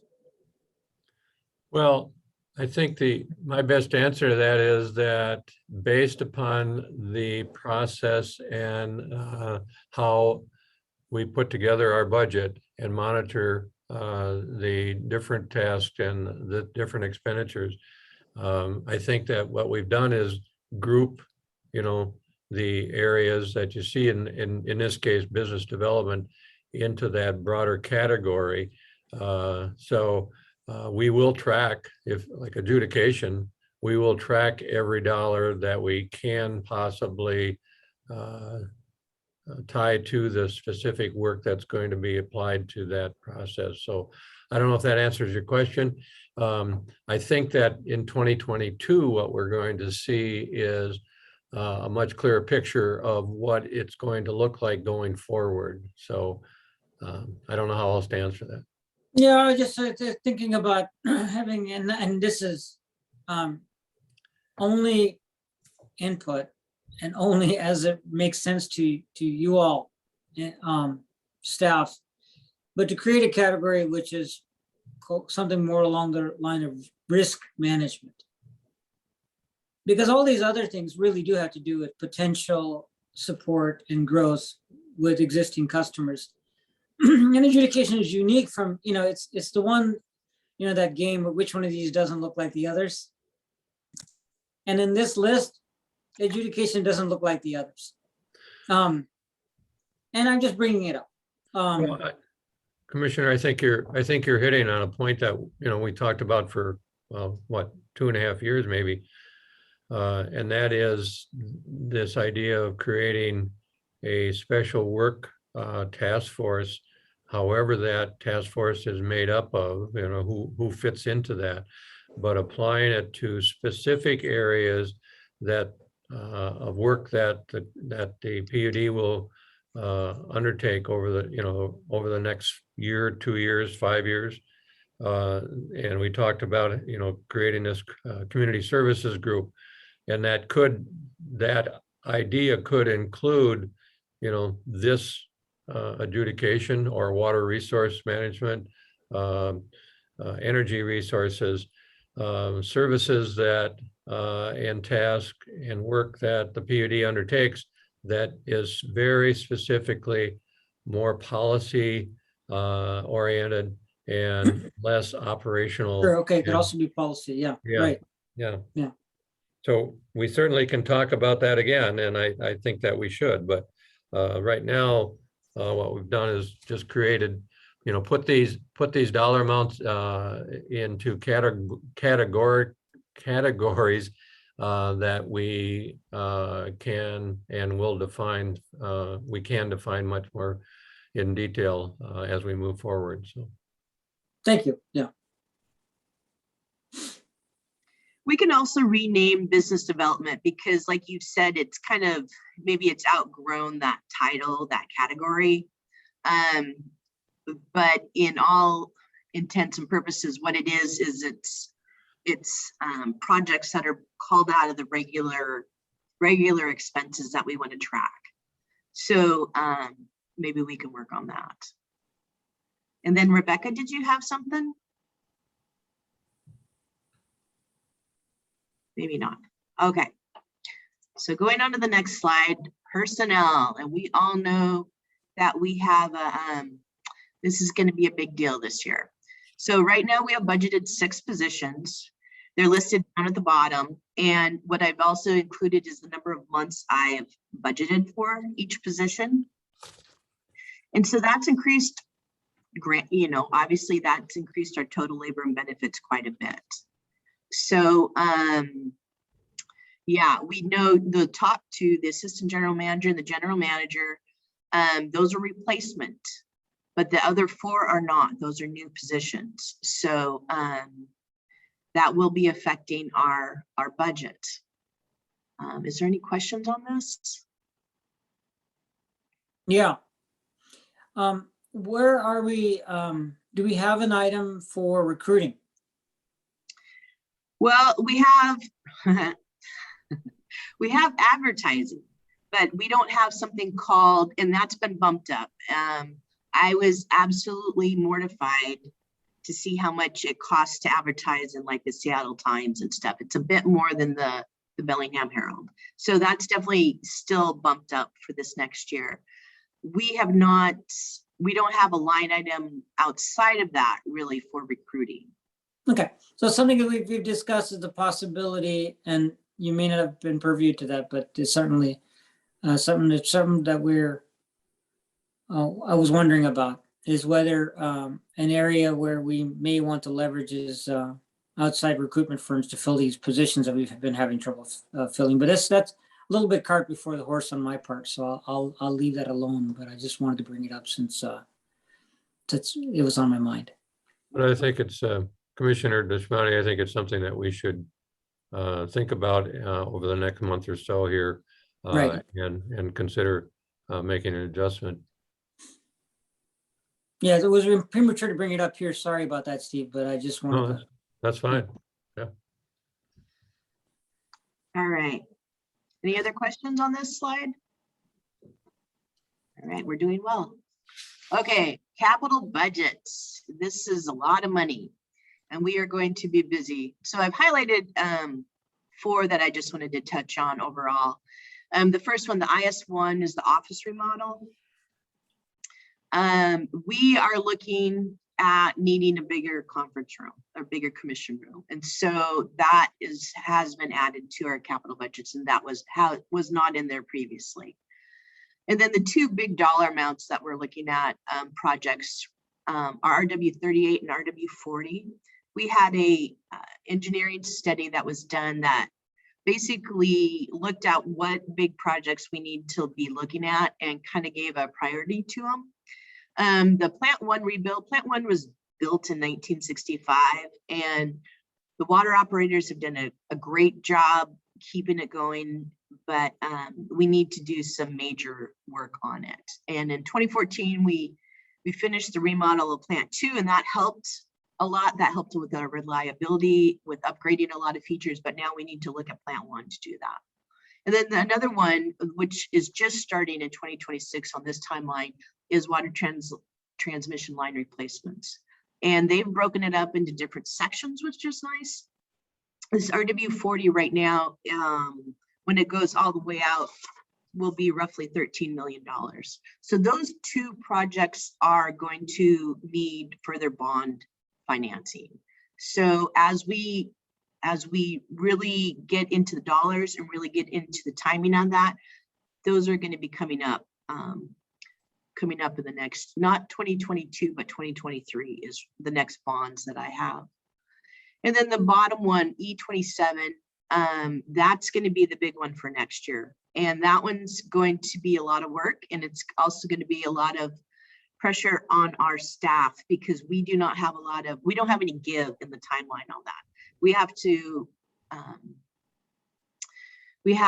negotiate both BPA and the refinery, and that is a lot of work. And so as you've heard through a lot of change orders and a lot of different things, the market right now is a little crazy. So timelines on getting equipment and costs and all that are not as predictable as we would have liked. So that is going to take a lot of attention next year. So I wanted to call that one out. Is there any questions on any of these other ones? Commissioners? Yeah, Annette, on that E27, are you saying that's going to take a lot of staff time, individuals that are going to be really focused on that Yeah, for 22? yeah. Or yes, because we're hoping to get it done in 2022. That's what the schedule is that we have with BPA and also the refinery. Is this an area that we will be hiring to help support the staff to accomplish the goals for 22? This is, well, we definitely will have a contractor, and I don't know that off the top of my head who that is and all the details. So, but staff has to be on top of it. And because it's in the refinery, we're going to have our electricians will have to, I'm going to misspeak, but the refinery is very, they don't let anybody in there. So if any outside contractors come in, our staff has to go with them and watch them. And so it is going to be a lot of time and a lot of staff time on that.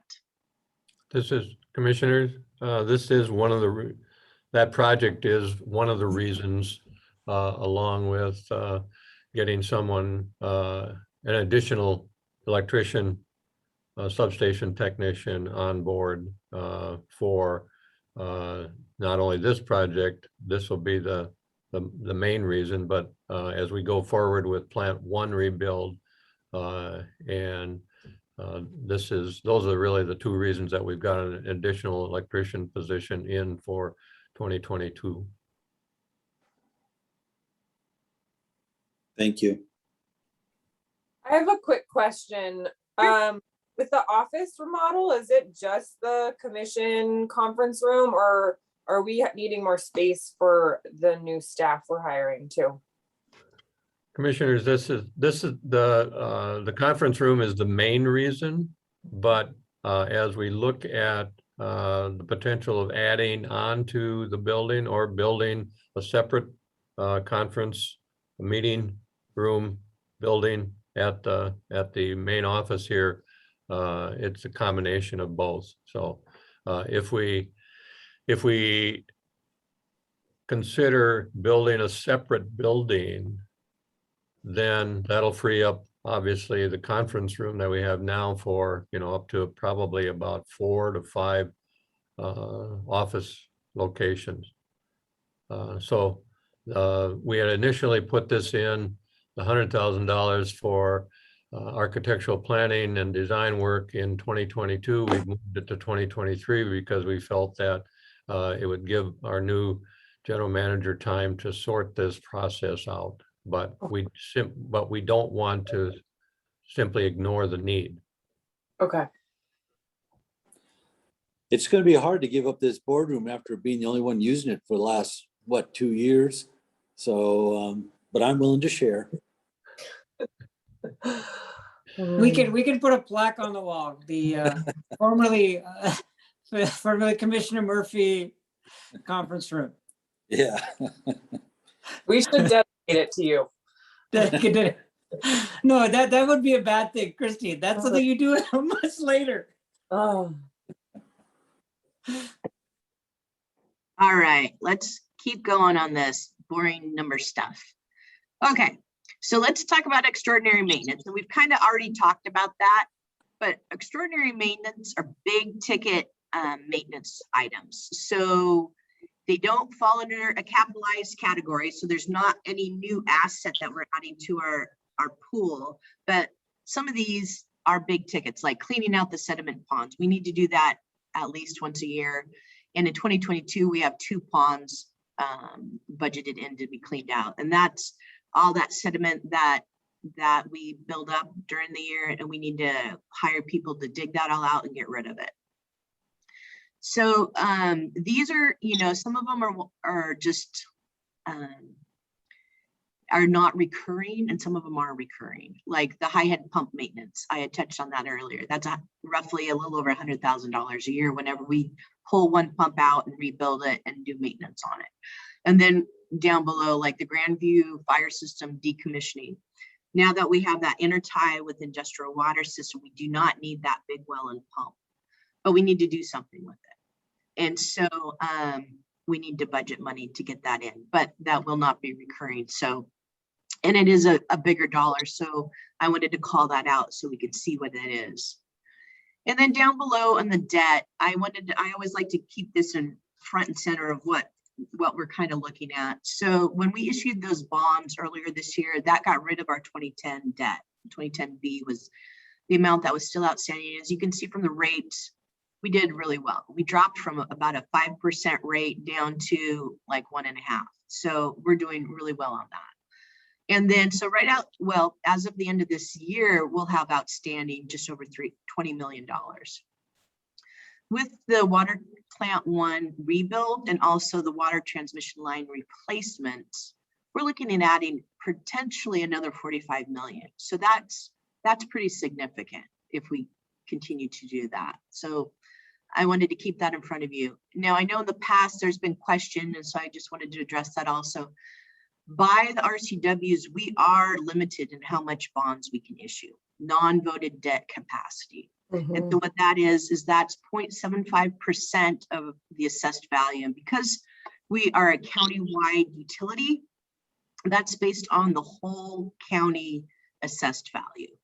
So doing those calculations, our limit for non-voted debt capacity as of the most recent assessment book is just under 300 million. So we are well within that legally. What we need to be concerned about is financially, you know, how much that of a burden that's going to be putting on rates and customers. And that is what we need to keep in front of us, especially because we have a limited customer base. So yeah, that's a concern. It always is a concern. Any questions on this slide? Okay. Let's go on to reserves. So in 2017, we passed a financial policy. And so what we did, we simplified and made some standards of how our reserves and what they would be. And the operating reserves is equal to 60 days operating expenses. And we take out some of the ones that can really swing it, like extraordinary maintenance or grants or business development. And then the capital is 1.5% of our historical cost of assets that we have. So as our assets grow, as our expenses grow, that reserve level will just naturally grow. What part of that policy also was to present to you and come to you to see about emergency reserve. And right now we have that set at 350. It's been at 350 for a while. We still feel that's a good number. In 2018, we had that line break, and it was roughly 350 to fix that. So we feel that's still a good number, but I wanted to present that. We need to present that to you. And then we've added a couple reserves on top of that. And the one that's going to be changing is we had 175,000 in there for retirement, for cash outs. And because our general manager is looking or thinks he's going to retire this coming year, we're going to drop that in half. So those are the changes that we're proposing for next year in our budget. Any questions on those? What So percent? you might No, go you first. go ahead. I'm cutting you Okay. out all the time, Christine. No, Sorry. you're not at all. Okay, I'll go first. With the emergency reserves, you know, just with sort of more climate related natural disasters and things like that. I mean, or even non-climate related. I mean, walk me through what would happen if there were you know, a really big flood or an earthquake? I mean, I know our insurance would cover a lot of things, but how would emergency reserves work in a natural disaster type situation? Well, that's a good question, because, you know, like where we're basing it off of was a subcontractor made a mistake and bore into our 24-inch line, high pressure line. Yeah. And so that was roughly $350,000 fix. If we have a county-wide disaster, the numbers we know they're going to be up. I mean, they're going to be just astronomical. If everybody's looking for power line replacements, you know, just getting that fixed, timing, if we could just get a contractor online, and then they're going to be able to write their own ticket at what they want to charge. So what we're doing is we're trying to take off the table what we think is reasonable. In doing that, and it's becoming, as we do, sorry, I have multiple thoughts going through, but as we're going through our capital projects and we're bringing down the cash down closer to the minimums, this becomes more important, because a lot of times we aren't in the middle of a big capital projects, and so those capital reserves are starting to grow. So if something does happen, we have the cushion to absorb something like that. But as we're doing these big capital projects and we're bringing all our cash down to these minimums, having a little bit of extra reserve is kind of what we're shooting for there. Okay. Steve, did you have something to add? I'm just going to say that this is basically a float dollar, even though that's not what we're calling it, in terms of if we have a major, you know, an earthquake that takes out, you know, 25 of our electrical transmission line poles, or God forbid, you know, fractures one of our or both of our pipelines. We're not talking about having sufficient dollars to cover all those costs. You know, day one, just call up the contractor and replace all those poles or whatever. So, you know, we can add incrementally to, I think the emergency fund is probably the most critical one here. But we can add incrementally to that and build that up. I think at some point you get to where you go, okay, how much is too much? What's reasonable? And then when we look at our insurance coverage and all those, you know, the other factors. But I think this is, you know, it's not, oh, you know, our pipeline cracked. Okay, so we got to fix it. So $350,000. It's just one piece of, as you see, you know, and I take that emergency capital and operating. You can call on some of those dollars if a major impact happens. Okay. One thing I do want to add that's quite important here is our insurance coverage does not cover transmission, either electrical or water. So if our substation gets attacked or blows up, they cover that. Transmission lines, they do not cover. So that's kind of, those examples down below are kind of based on the transmission side, as opposed to like our plants. Is there a vehicle regarding emergencies for us to be able to access debt? And does the PUD have access to some vehicle to be in the event of a natural disaster, to be able to access some kind of a line of credit or other vehicle for being able to deal with an emergency where there's substantial expenditures which are not otherwise expected? The answer to that, Commissioner, is yes. And I think that's something that we have not talked about, but the answer is yes. And I mean, taking, you know, the natural disaster concept and, you know, like I indicated, you know, we lose 15 out of 90 some transmission poles. We have to shut down one of our water treatment plants because, that pipe was fractured between here and Cherry Point.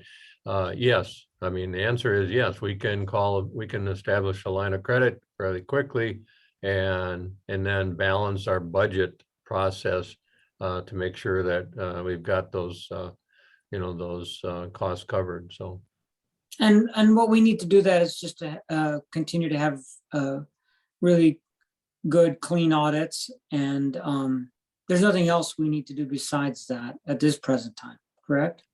I don't know what that would be that we're not doing right now. And I mean, yeah, the clean audit is important, but it's not, I mean, unless our audit would tell us, our auditors would tell us that we've got several findings in, coming, and basically that our financial management is a mess,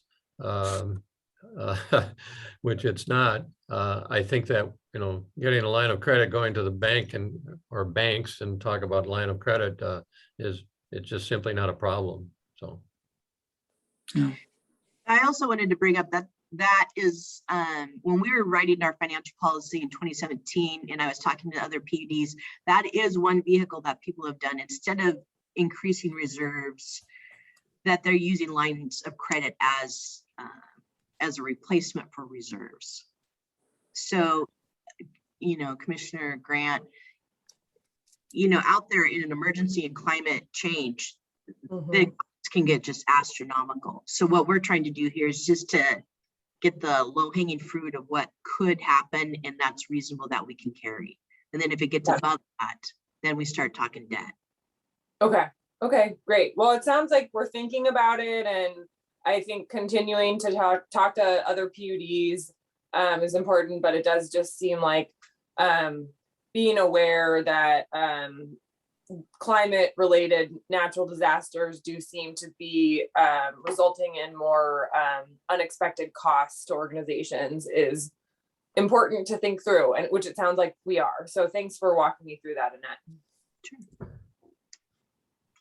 Commissioner Murphy, did you have a question? Well, actually, Christine and even O'Toole touched on some of it.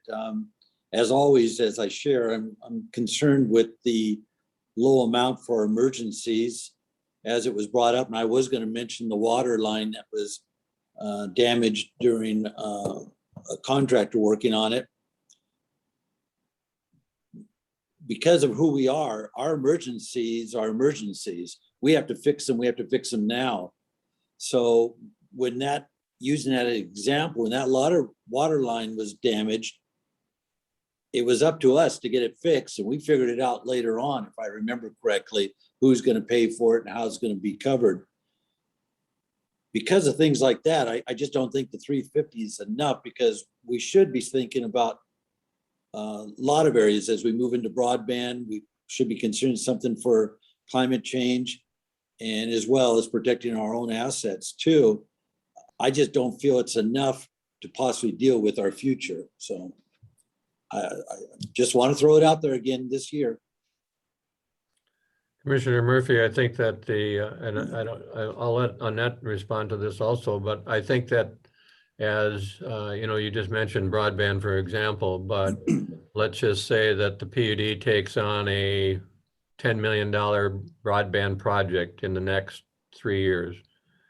And I say $10 million, I'm saying that's $10 million of PUD cost.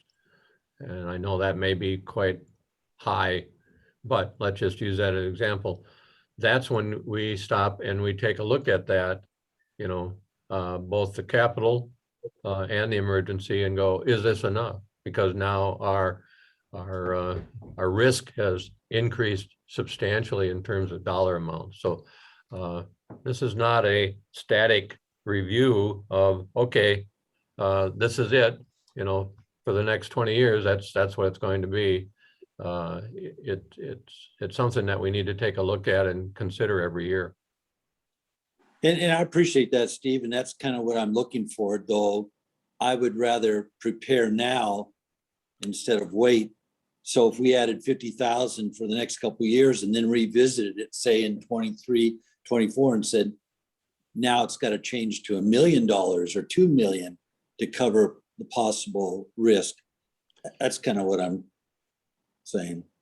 The other thing and we can certainly take a look at that one before we ask you for consideration of the budget approval and rates in December. But I think the other thing is that we need to identify, and it's very difficult to do this, in a slide that says, emergency, for instance, reserve.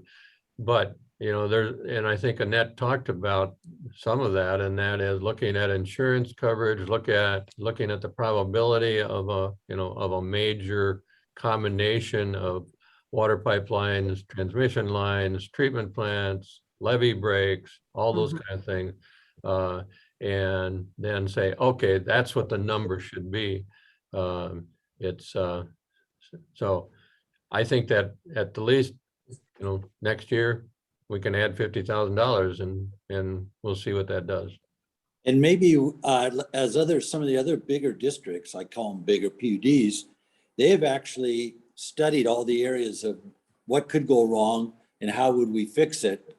And then they've set money aside for that. And, maybe that's something we could look in the future too. So we have a better idea instead of just thinking 350, maybe we actually have some facts behind it. Oh, like a risk management strategy. And yeah, that makes sense. And I think that Annette, I think, is waiting for me to be quiet and chime in here. But I do think that because right now, how limited we are in terms of our infrastructure, in terms of, basically it's our 2 treatment plants, our pipelines, our transmission line, and our substation. Basically, that's what it is. And so it's easier to identify a very specific dollar amount based upon, well, okay, what happens if, and then identify the limiting factors to the potential risk. So as we expand and go on to build that pipeline, that 30-mile pipeline over to Everson, then, I think we need to continue to monitor this, that's all. So a couple things maybe to put you at ease, Commissioner Murphy, is I got a text from our electrical supervisor that says he has enough safety stock for 10 structures if need be right now. And then also, I think we learned a lot with that last pipe break as to, this is just those 2 instances of things that could go wrong, of how to do it and what we need to do in order to do it. So that is good. There was, and I was going to say, I know what you're doing, Commissioner Murphy. You are doing the Robin Dexter, because that's about the time that he comes in and starts telling us that we need huge reserves. And then Rick comes in and says, we need 0 reserves. So thank you for bringing that up. All right. So are we good? We could also say, we miss you, Robin. We miss you, Rick.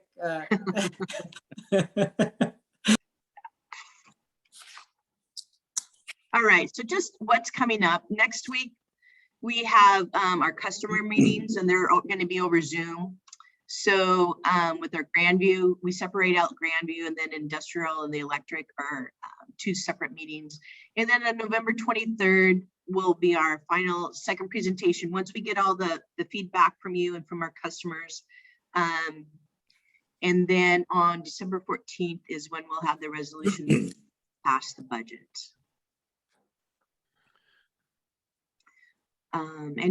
Any more questions on the budget? And if you have any comments or questions, I would ask that don't wait till right before the 23rd, because it takes a bit to incorporate changes into our budget. Excuse me. And then if you have any questions, Steve and I obviously are always available for that. Commissioners, Annette, I'd like to thank you and of course, all the other staff members that have provided so much information and recommendations on how you've gotten to this point on the 2022 budget. And thanks for the presentation today. The one thing I will just reiterate what Annette has just indicated, and that is please provide Annette and myself any ideas, suggestions before the 23rd. As we go through the November 1st meeting and November 2nd meeting, after those two meetings, we will provide as much information as we can to you about the customer's thoughts. And then finally, and I'm not asking Annette to do that, but if you recall, one of the first slides that she presented, she showed the 15% increase. And the question is, and I'm certainly not asking you to comment right today, but as we move towards the 23rd, consider whether or not you're prepared to adopt a budget with those kind of increases. So. Okay, I have just a quick comment.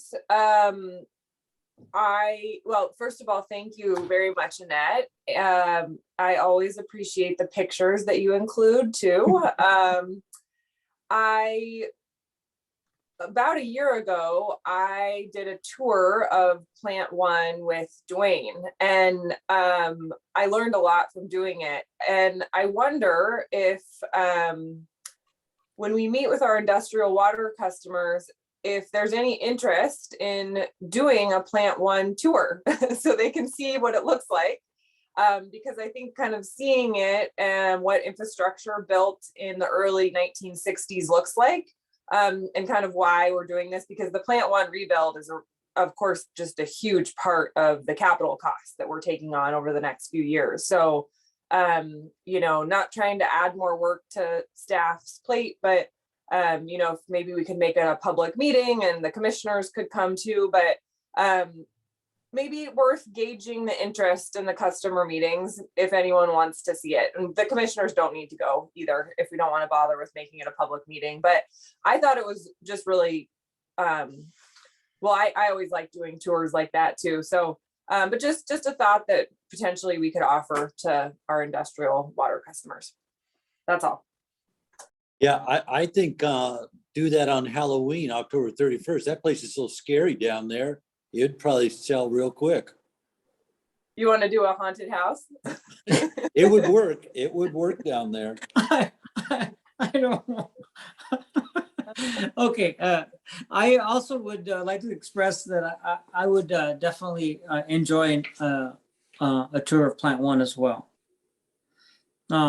And if there's an opportunity for me to participate when that does happen in the future, I don't want to dovetail into anything that's planned in the near future because we've got schedules coming up on that would interfere with that. But anyway, I would enjoy that too, and I like Commissioner Grant's suggestion to the degree that customers would enjoy that and benefit from that. So. Commissioners, I don't want to sound like I don't know what, but I think that the customers' concerns about, even though the dollar amount that we are seeing in 2022 for Plant One rebuild, the 700,000, I think it is for design, is significant. It's not by far. It's not the biggest portion of that 15% increase. And I think that I certainly agree that we can offer an opportunity for our industrial water customers the opportunity to review and tour and take a look at Plant One and all of our facilities, actually. So we can offer that. But I don't think that the 2022 budget And the dollar amount for plant one, is that significant in terms of how it's affecting the percentage increases? So the percentage increases are, one could relate them to the expansion of services that the PUD is providing to the community. I think it's a combination, and Annette can certainly jump in on this and add more detail, and we can provide more detail as we go through to 2023. And if you individually, if you want to ask us questions, we certainly can get the answers to this. But I think it's a combination of things like the 6 positions. I think that's significant.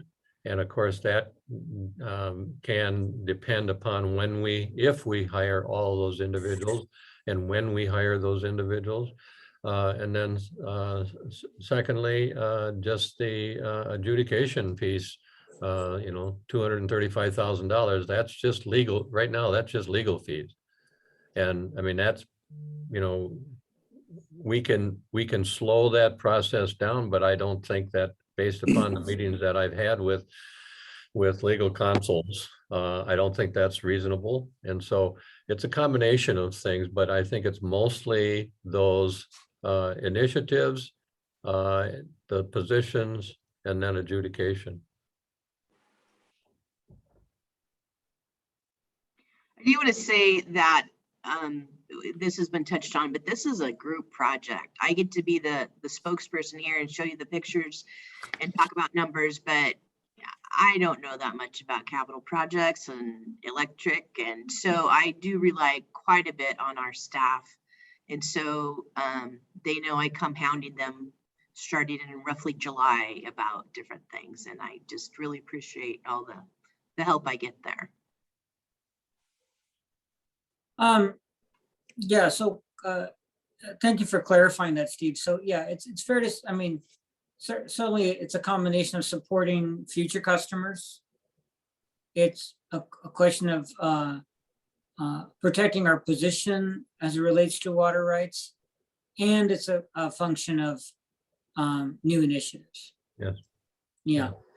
Not appropriate to pick any one of those 3 as a dominant. I think they're all 3 equally relevant and important factors in this budget increase. So thanks for clarifying that. If I may say so, there's one other thing that, there's so much that's between the lines in this kind of a presentation, and there's 2 things that really I just wanted to share about my that are not part of the budget, but have implications for the budget. One is the amount of capacity and commitment we have within the staff to predict and address problems, and that ultimately ends up benefiting us in terms of our resilience to problems. And why I'm bringing that up is because part of the increase in staff is necessary to continue to maintain that capacity. If we overload staff, if we didn't increase staff, we would actually reduce our resiliency as an organization, because it would be so worn out, they wouldn't be able to think ahead. So that's something I just want to share as my personal observation. And the other thing is that this process that we go through and the maturity that we have in this process, and it shows up in our audits and our credit rating, also dramatically increases the resilience of the PUD to challenges that are unforeseen. So just none of that's in your budget presentation, Annette, but it's obviously an important part of the financial and operational health of the PUD.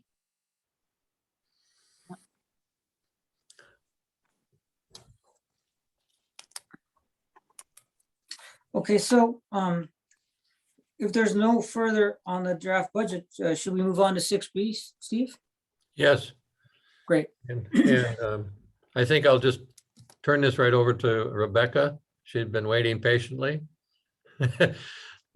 So We miss you, Rebecca. It's been a few meetings. Can't hear you. Still can't hear you. I don't know what's going on with my microphone. Now we can hear you. Now we can't hear you. no, No.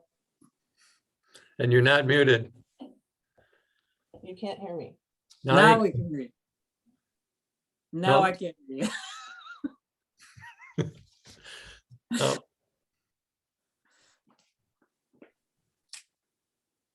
No.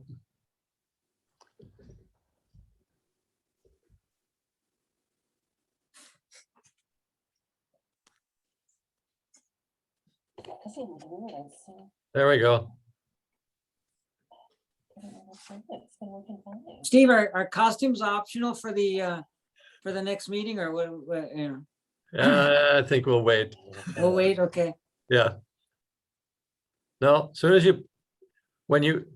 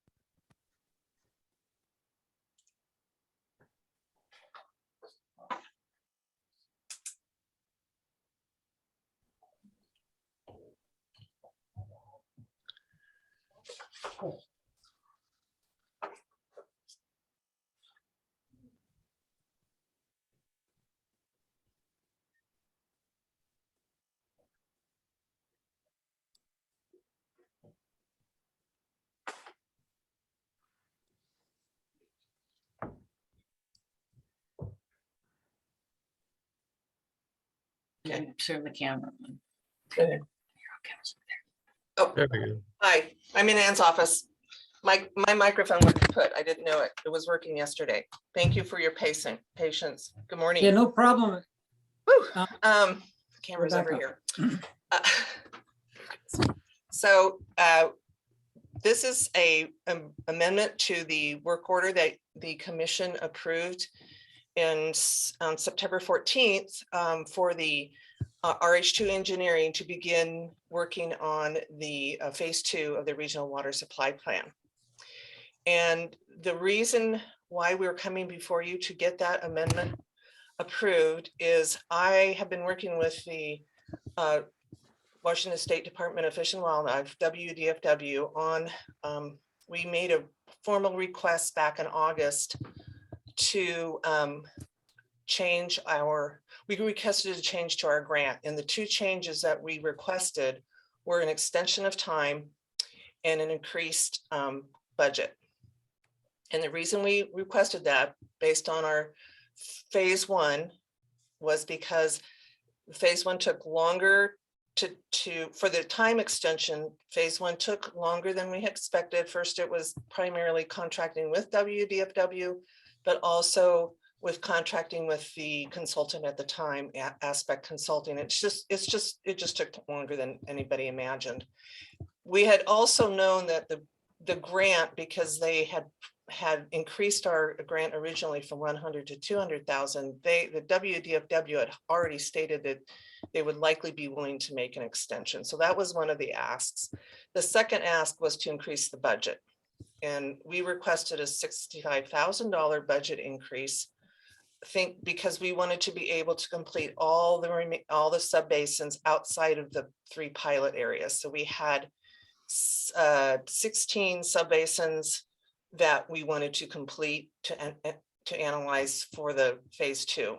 And the DFW worked with us. We worked with them in ecology over a couple of months of negotiating that whole increase in a time extension. And they came back just early October saying that they would increase the time extension from March 1st to December 15th of 2022. And they would provide up to $43,000 in increased budget for us to use. That allowed us to, we had initially thought we could only do 6 subbasins with the remaining budget that we had at the time from the grant, which is about $94,000. It allowed us to move from 6 subbasins up to 9 subbasins. So that additional $43,000 is allowing us to do 9 subbasins. That leaves about 7 left to do. We would need to find $37,000 more to complete that, but we haven't talked to the regional water supply group yet to see how we might fund that internally or see if we can find some more funding. But because we did, the WDFW did give us that additional funding, we do need to increase the RH2's initial work order, which is $93,850. We needed to add to that an additional $26,660 for a not to exceed cost of $120,512. And the reason we came up with that number is because RH2 actually gave us budgets for doing 6 subbasins, 9 subbasins, and 16. And the number they came up with for the 9 subbasins was 121,000. So that's why we're increasing their budget to reflect that. And that's why we would ask for you to approve this amendment to this RH2 work order to not to exceed $120,512. That does not use up all the $43,000 that we were granted by the WDFW, but there are other, we have other coordinating expenses that are done by Becky Peterson and expenses that we might want to cover for outreach and things like that, that are not, that RH2 is not doing. Any questions? Questions, comments from the commission? I have none. Okay. Well, Steve, did you want to add something? I just want to say that Rebecca's comments today, as complicated as it sounded, it was very simple the way she put it forward as to accomplishing this task. I was able to participate, I think, in at least 3 meetings. Yeah. And I don't know how many more. Becky Peterson and Rebecca had to discuss these issues. But it seems for $40-some thousand, it's a very small, it's a very small dollar amount, but it was a lot of work. And so I just send my appreciation to Rebecca for all the things that she'd been able to accomplish. So. I could add to that. The WDFW and the grant manager I work with there, they do their due diligence, and I respect that because this is federal money. It comes down from the EPA and it's managed through the Habitat Strategic Initiative League, which is the Department of Fish and Wildlife. So they were very careful, they just wanted to make sure that they had all their ducks in a row, and, we were able to, show them all the need that we had. And it was a matter of just answering their questions and them agreeing that they would support that. So I'm glad it's done. Yeah. It was a good process. I have 2 questions. Mhm. And I apologize if I missed something that's in the packet that in my question, but please point it out if I did. And the 2 questions are, first, regarding new data. None of this work is identifying any or generating any new data, correct? Correct. Right. It's about organizing what we have. Right. And we may, in phase 1 is where we did the bulk of that data gathering. Let's call it data gathering. Available data, yes. Available data. We don't think there's going to be a lot of more of gathering that, but we may come across things that occur in some of the other subbasins that were overlooked. So we're not anticipating now. We're going to base most of what we're doing on the first phase, which is why we can move forward much more quickly. that said, we also identified in the phase one Mhm. the gaps of what we need to do. And that's the next kind of group when we start not only talk with the regional water supply planning group, but also the drainage based management group, which is that grant is being managed by Whatcom County.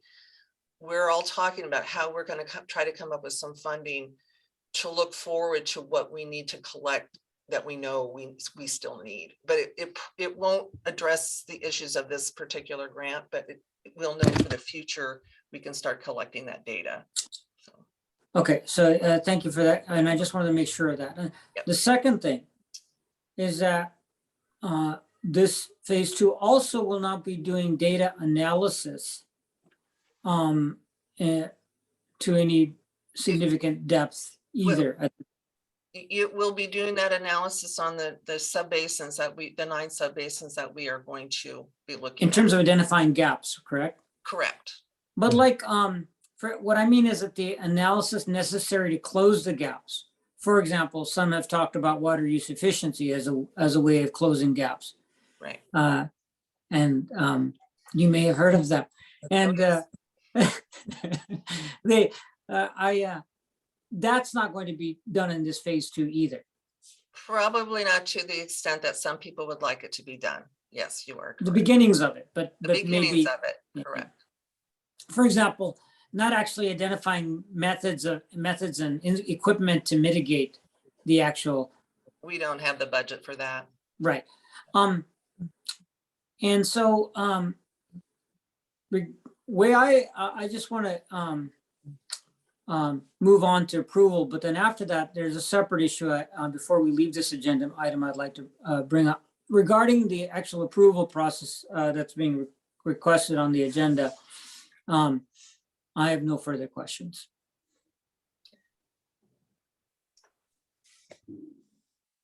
I can make a Good. Okay, I'll make a motion to approve amendment number 1 to work order number 17 with RH2 Engineering to support development of phase 2 of the YR1 Regional Water Supply and Management Plan. Is there a second? Can I add not to exceed, if you would mind?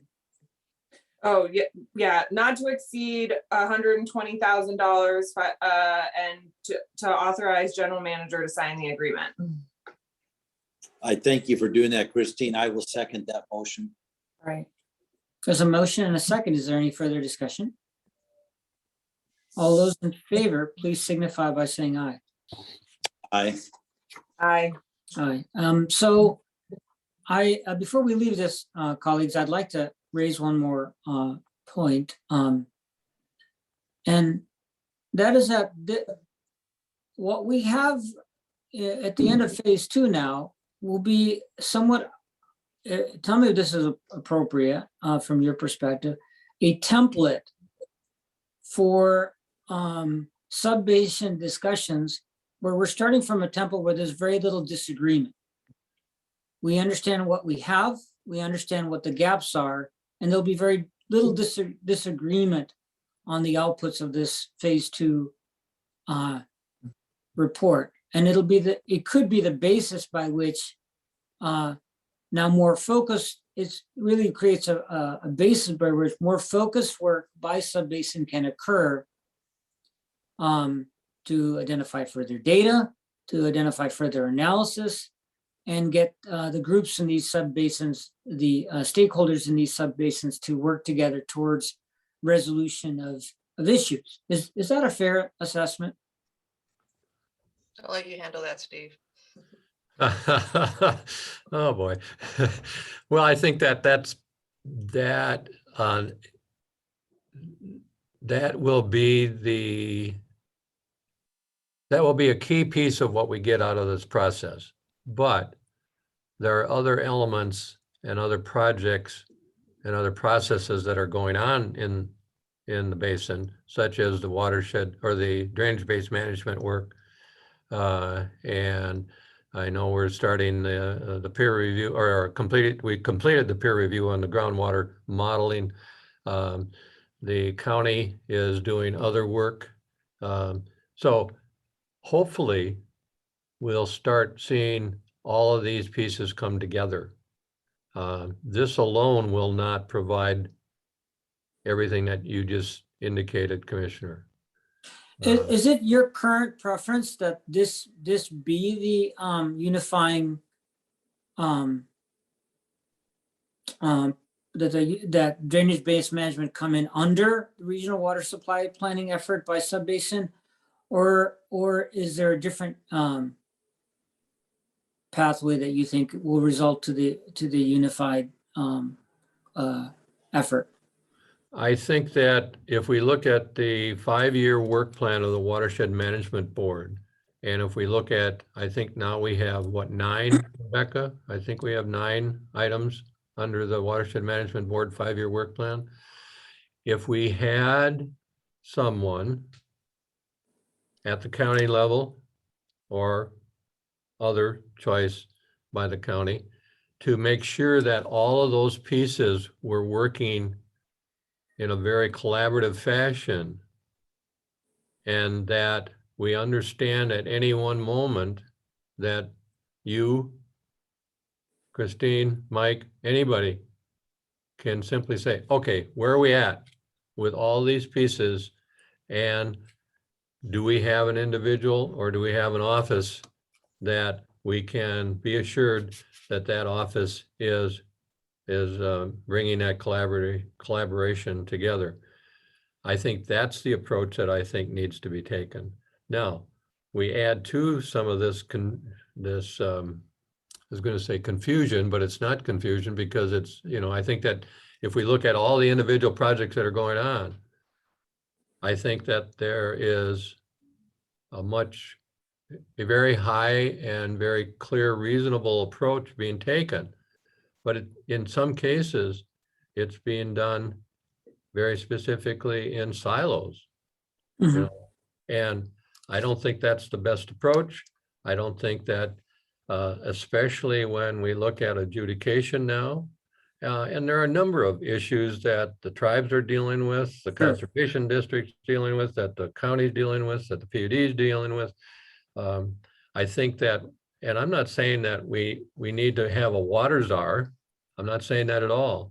But I do think that when we look at all of this work, if you had someone that was the coordinator for all of this, not controlling, not managing, not owning, if you would, every one of these different pieces, then I think that we'd be better off. And I think that 2 years, 3 years, 5 years down the road, we certainly will have a better product. So. Yeah, and so just to answer my own question, it really doesn't matter whether it's we consider the RWSP or Regional Water Supply Plan as the umbrella, or some other vehicle as the umbrella. There needs to be an umbrella. And just for the public's information, the drainage-based management project is led by the county, right? Yes. Well, largely supported by the ag community. Well, I think that is partially true, and the partially true is that it's being supported by the ag community. I think that's accurate.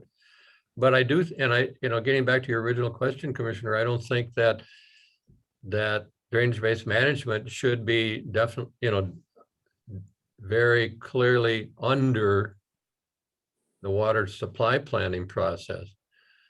I think that there is a lot of work that is going to be done through the drainage-based management planning process that would not have been done under the water supply plan. I'm just saying that we need to make sure as best we can. And what do we meet now? We've been meeting, Rebecca, once a month. And I think we're trying to do better than that in bringing the drainage-based management planning group and the water supply planning group together to make sure that we are collaborating. Yes, typically the meeting, which we used to call a water staff team meeting, is now the regional water supply meeting and the drainage-based management meeting groups.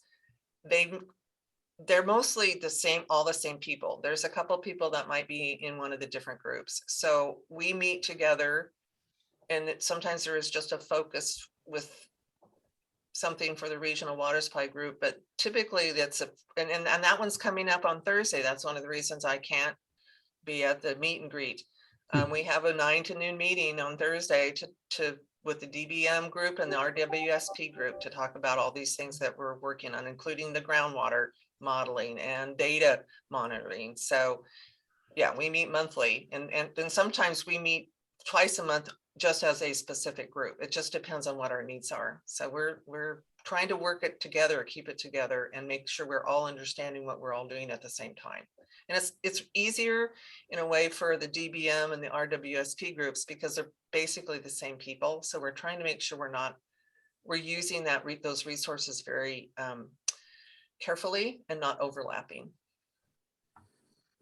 Yes, and I would say this, you know, if we look at the regional water, if we look at the Watershed Management Board, and if we look at all the work that's being done on the 5-year work plan, there are still projects in the basin that are being done and completed by different agencies that are not part of that Watershed Management Board 5-year work plan. But I do believe that 99% of any project in the county that's being done on water supply and water quality has some connectivity. Whether that number is 90%, 99%, whether it's 89%. And if we look at the dollar amounts that are flowing through all these efforts, I think that we could easily justify hiring an individual to be a manager of all of that. Thank you. I just one last comment. I don't think that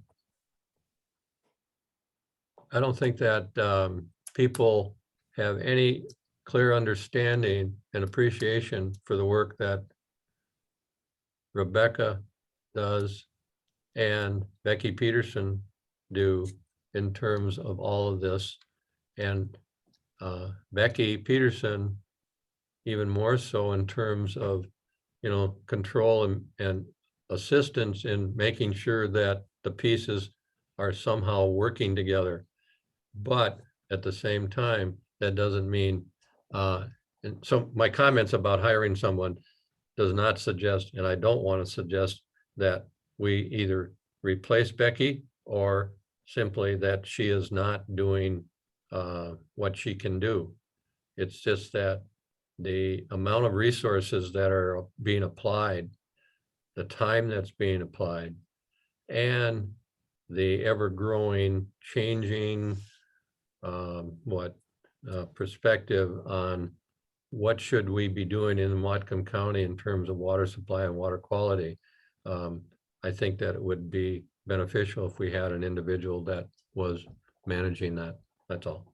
And I just want to be clear that when you're saying we, you're referring to the county we, not a countywide we, not necessarily the PUD. Oh, I'm not saying the PUD. Yeah. I'm I'm just clarifying Yeah. for. I'm just saying that the effort should be supported by an individual. And then secondly, regarding Rebecca and Becky, it's worth pointing out that it's not just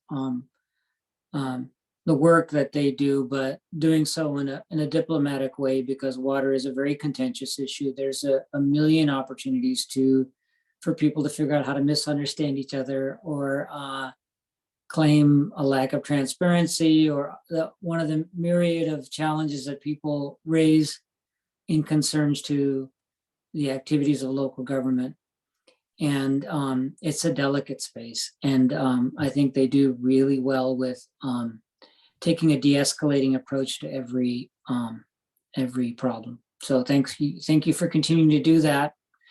And thank you for your emotional support crew that supports you when you run it through problems as well, whoever those are. whoever those people are. So, yeah. So moving on, can we move on our agenda? Certainly. The next item on our agenda was a no-net presentation. I just want to repeat to the public that we chose to address the content of item 6C under the broadband program update.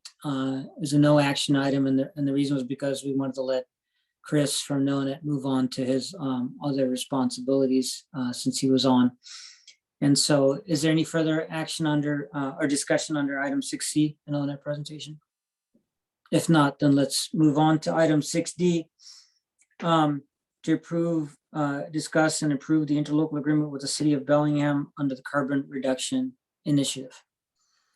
Commissioner, I'll take this, and I believe that Christine may have some comments on this. And for several months, cities of Bellingham staff and PUD staff, Commissioner Grant, have been meeting and discussing opportunities relative to the city of Bellingham and now the PUD, looking at a couple of areas relative to the climate impact. And this has gotten to a point where it's been focused with the city and the PUD on looking at renewable energy, carbon reduction, opportunities where the PUD and the city of Bellingham can work together to identify resources that the city of Bellingham, and with the PUD being the countywide, having utility authority, electric utility authority throughout Whatcom County, can come together and have some discussions and come up with ideas on how to look at and acquire acquisition of renewable energy, carbon-free energy, as how it may impact the city of Bellingham, climate impact policies, and the PUD's efforts in the same aspect. So what this has resulted in is the development of this interlocal agreement. What it really does, and I think that if you look at page, you all have that hopefully in front of you. If you look at page 2, the purpose, and I'm not going to read it, so it's fairly extensive, but it's really to, I would say, open the door for the opportunity for the PUD staff and City of Bellingham staff to start these discussions in earnest, looking at opportunities for acquisition of renewable energy and carbon-free energy. So with that, I'm just going to, I would say one other thing. I did include the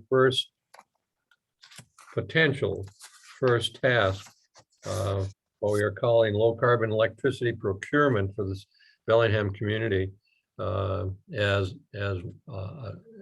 for the purpose of talking about what could be the next step in this process. So we're not asking for your consideration of that task today.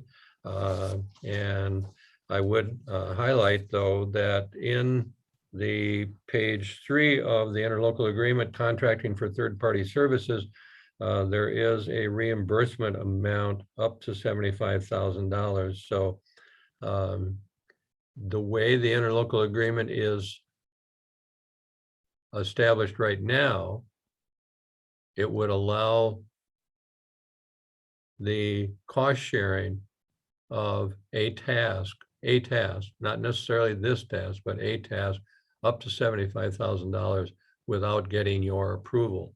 If you want to consider that and leave it in the ILA, if you want to consider approving the ILA today, then I just wanted to make sure that you were clearly understood that that option was there. So with that, I don't know if Commissioner Grant wanted to make comments on this. She's been very active in our discussions with the city and participated in at least 2 of the meetings, I believe, maybe 3 meetings that we had. And I know she's had some other discussions with at least one of the city council members on the topic. So I don't have much, I mean, the city has been reaching out to us. And I think they reached out to me specifically because of my involvement on the Climate Action Task Force, specifically in the energy supply work that we did. And, you know, the city of Bellingham, I think the resolution that they passed was in 2017 related to getting to 100% renewable energy. The task force did work between 2018 and 2019. Now it's almost 2022. So, you know, I think they're just wanting to make sure that a decade doesn't slip by and nothing happens. And, you know, they did ask for the PUD to be at the city council meeting yesterday where the climate committee met to talk about this. So I said I would go. And, you know, the discussion among council member Vargas, Lilliquist, and Hamel was just, this is a tremendously challenging and complex problem that we're trying to deal with. And we need as many smart people and organizations working on it as possible. So this is very much a parallel approach to what their work with PSE. So you know, I think there's a lot of different opportunities to pursue and pros and cons of each different pathway. And I think this is just an opportunity to make sure that we're exploring all of the different options available to us in a very rapidly changing marketplace. I want to understand if I understand correctly, if there is any funds that in terms of hiring consultants and to do analysis, those costs will be reimbursed by the city, because the whole effort is to identify resources for the city, correct? So we're effectively functioning as a consultant in this agreement for the city. not necessarily, Commissioner. Okay, so can you identify a scenario where the PUD would expend its own funds for the purpose of supporting the city?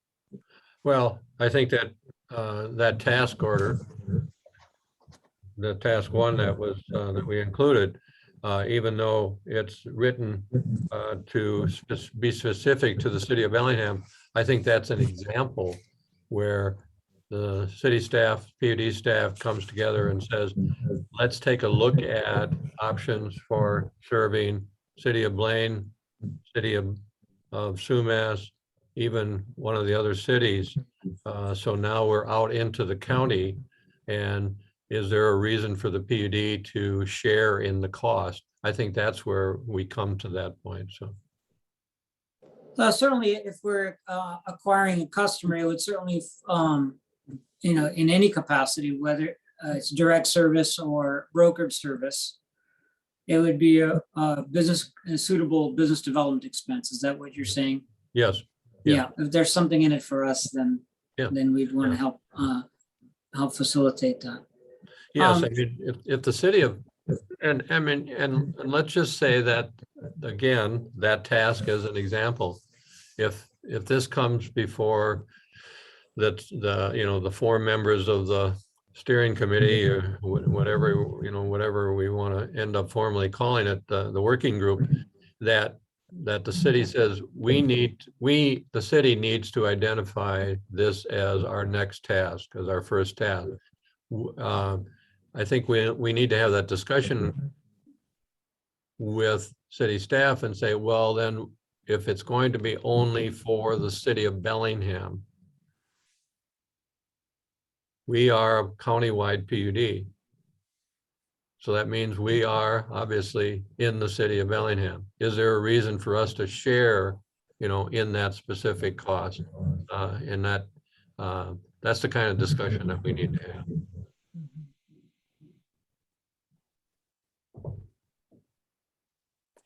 Okay, thank you. Related item to this is requests from the city council in the past regarding us working with the city to do some kind of a study or assessment of municipalization. But did that come up in the meeting yesterday? Because Steve and I had to address it a year or two ago. And I just want to see if that was a topic that came up yesterday and if it's essentially a quiet issue for the time being. No, it didn't come up yesterday, and it's, that's, as you'll see in the interlocal agreement and the draft task, that's not something that the city has expressed interest in. Okay, yeah, I just want to make sure it's put to bed for the time being, so. All right. Thank you. Is there any further discussion on this item? Commissioner Murphy. Yeah, thank you. Actually, I would say that, I feel that's what the PUD is here for, is to provide support in answering questions to our community on whatever it is. So here we are being requested to help in this area. And so I'm good with that. I don't mind providing information. I don't understand how much of our time will take in it. And I don't understand some of the language on the first page, memo page. This is the PUD staff acting under the general direction of the Bellingham City Council and the PUD commissioners, but I don't understand the PUD staff responsible to the Bellingham City Council.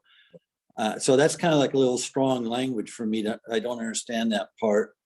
It does say it's no fiscal impact to the district under fiscal impact, but yet it turns around and says maybe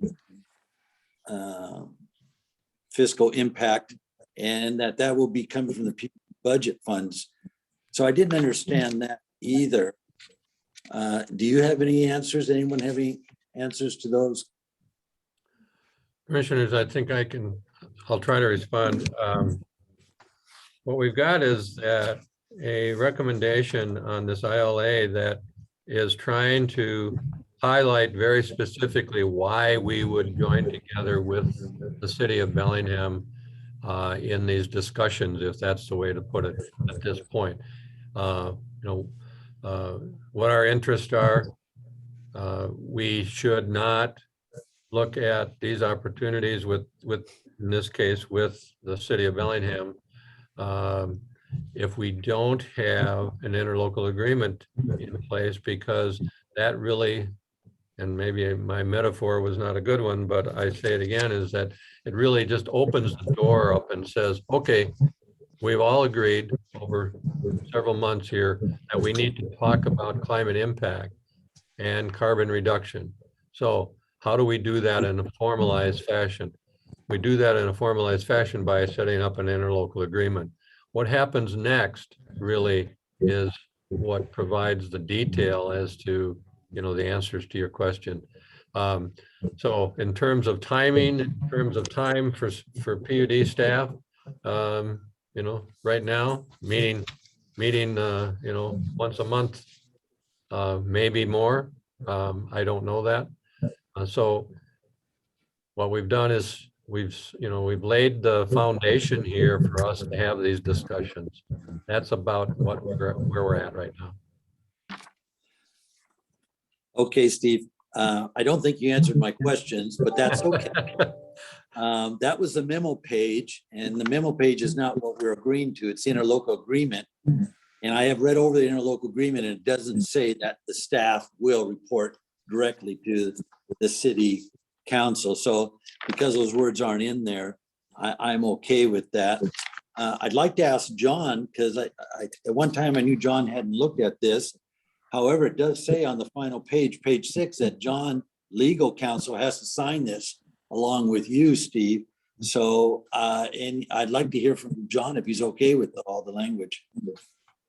I'll first say that the city of Bellingham and often cities have a provision for the the city attorney to approve as to form.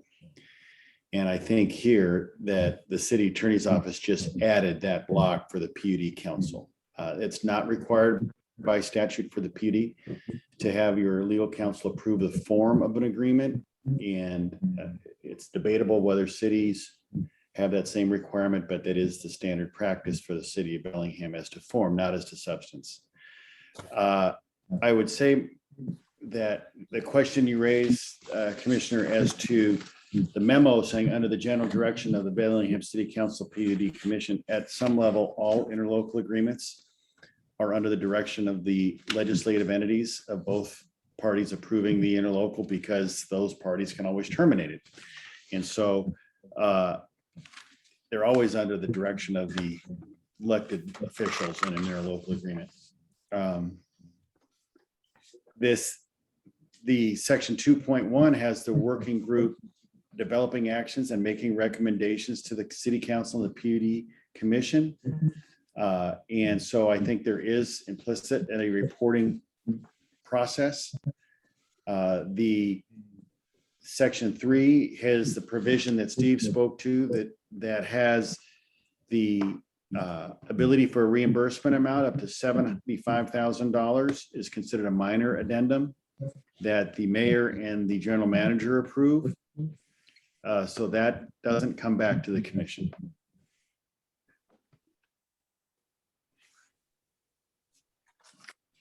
Commissioner Murphy, I can tell you that our discussions with city staff, if you approve this, will move very carefully. This is going to be a very interesting process, a very open process, and we want to make sure that we're attacking it, if you would, as a problem. And I say a problem, the carbon reduction concerns in the county. So you will be informed. I can tell you that as long as I'm in this position, we won't be making any rash decisions. So, I'm going to support this and move forward on it. I would like to down the road hear from Puget Sound Energy. They haven't come before us in a long time, and I'd like to see where they're at. I've been reading improvements and things they're doing, but I would like to know more, and especially when it comes to Whatcom County, because I think they should be a part of us understanding where they're at too, for decision making in the future too. I can tell you that I've had one conversation with Puget Sound Energy just yesterday. That individual had a couple of questions regarding the agreement and what's in it. And I think as of yesterday, I think we answered those questions to their satisfaction. But yes, I mean, that's going to be critical as time goes on, as we approach this, that we bring in and have participation with Puget Sound Energy and others in the community. It's not just Puget Sound Energy. Correct. I agree. Thank you, everyone. I have no further questions. Christine, I know you've worked very hard on this. I could make a motion, but I don't want to take that away from you if you want to do that, and I'll second it. I haven't worked that hard on it, but I'll make the motion. I'll make a motion to approve City of Bellingham and Public Utility District number 1 County Carbon Reduction Initiative interlocal agreement, and authorize the district's general manager to sign and execute the agreement. And I will second that. And so there's a motion and a second. Is there any discussion? Then all those in favor of the motion, please signify by saying aye. Aye. Aye. Thank you. One obvious implication is a good portion of this work would fall in Brian Walters' lap. I'm thinking very much on how to support Brian in terms of recruitment as it relates to that position, but we've already talked about that earlier in the meeting, and definitely hoping to help fill that position of energy analyst soon. And Tool, may I add, because I'm here, I did talk to Brian and he gave me his support behind it. And I appreciate Steve saying we're going to move slow on this because the discussion of, we have a general manager coming on, someone new. We don't want to throw too much at the new general manager. So moving slowly as our department, we can bring the new general manager on and kind of educate him or her at the same time. So I felt that the staff and everyone here supported this. So Great. That concludes our new business, I believe, and we can move on to the general manager's report. Commissioners, I only had one item, and that is the issue with the Public Utility District, the PUD and BPA, and this request for interconnection analysis and study that we've put to Bonneville Power Administration. And we are coming up to very quickly here in the next 10 days a need to file formally file this request and submit a check to BPA for $50,000 to start that process. In addition to that, by November 30th, we will then be required to submit an additional $429,000 for that interconnection work and study and analysis. So today, even though I didn't have this on the agenda for specific action, I felt that we should have this discussion today. And I'd asked Brian to help us understand where we're at in terms of this and what happens next if we do 1, 2, or 3. 1, we don't send the check for $50,000. We say, no, thank you. Number 2, we send the check for $50,000, but then hold off on the additional $429,000. And third, if we would consider submitting the $429,000. So Ryan, would you chime in on this? Yeah, yes, Steve. Morning, commissioners. Looking back at a previous meeting where we talked about the interconnection request, which we filed actually last year. The whole reason for that request at that time was sort of a strategic action to get the interconnection process started. Steve and I were getting a number of inquiries from various entities looking at placing large industrial facilities in the Cherry Point area, and specifically the northern portion of Cherry Point where we have no facilities currently. So the only way to serve those entities, should they land, was to interconnect to the Bonneville Power Administration facilities there at the Intalco substation. So we thought it wise to go ahead and submit the request, start the process. And if I didn't mention it before, and this is my perspective right now, the interconnection process is a bottleneck process that makes it difficult in a timely fashion to interconnect to serve new large loads or to interconnect new large generating facilities. I'd estimate right now from start to finish of the process, including local permitting, if we got a request, a valid request today, it'd take 3 to 5 years to connect the customer.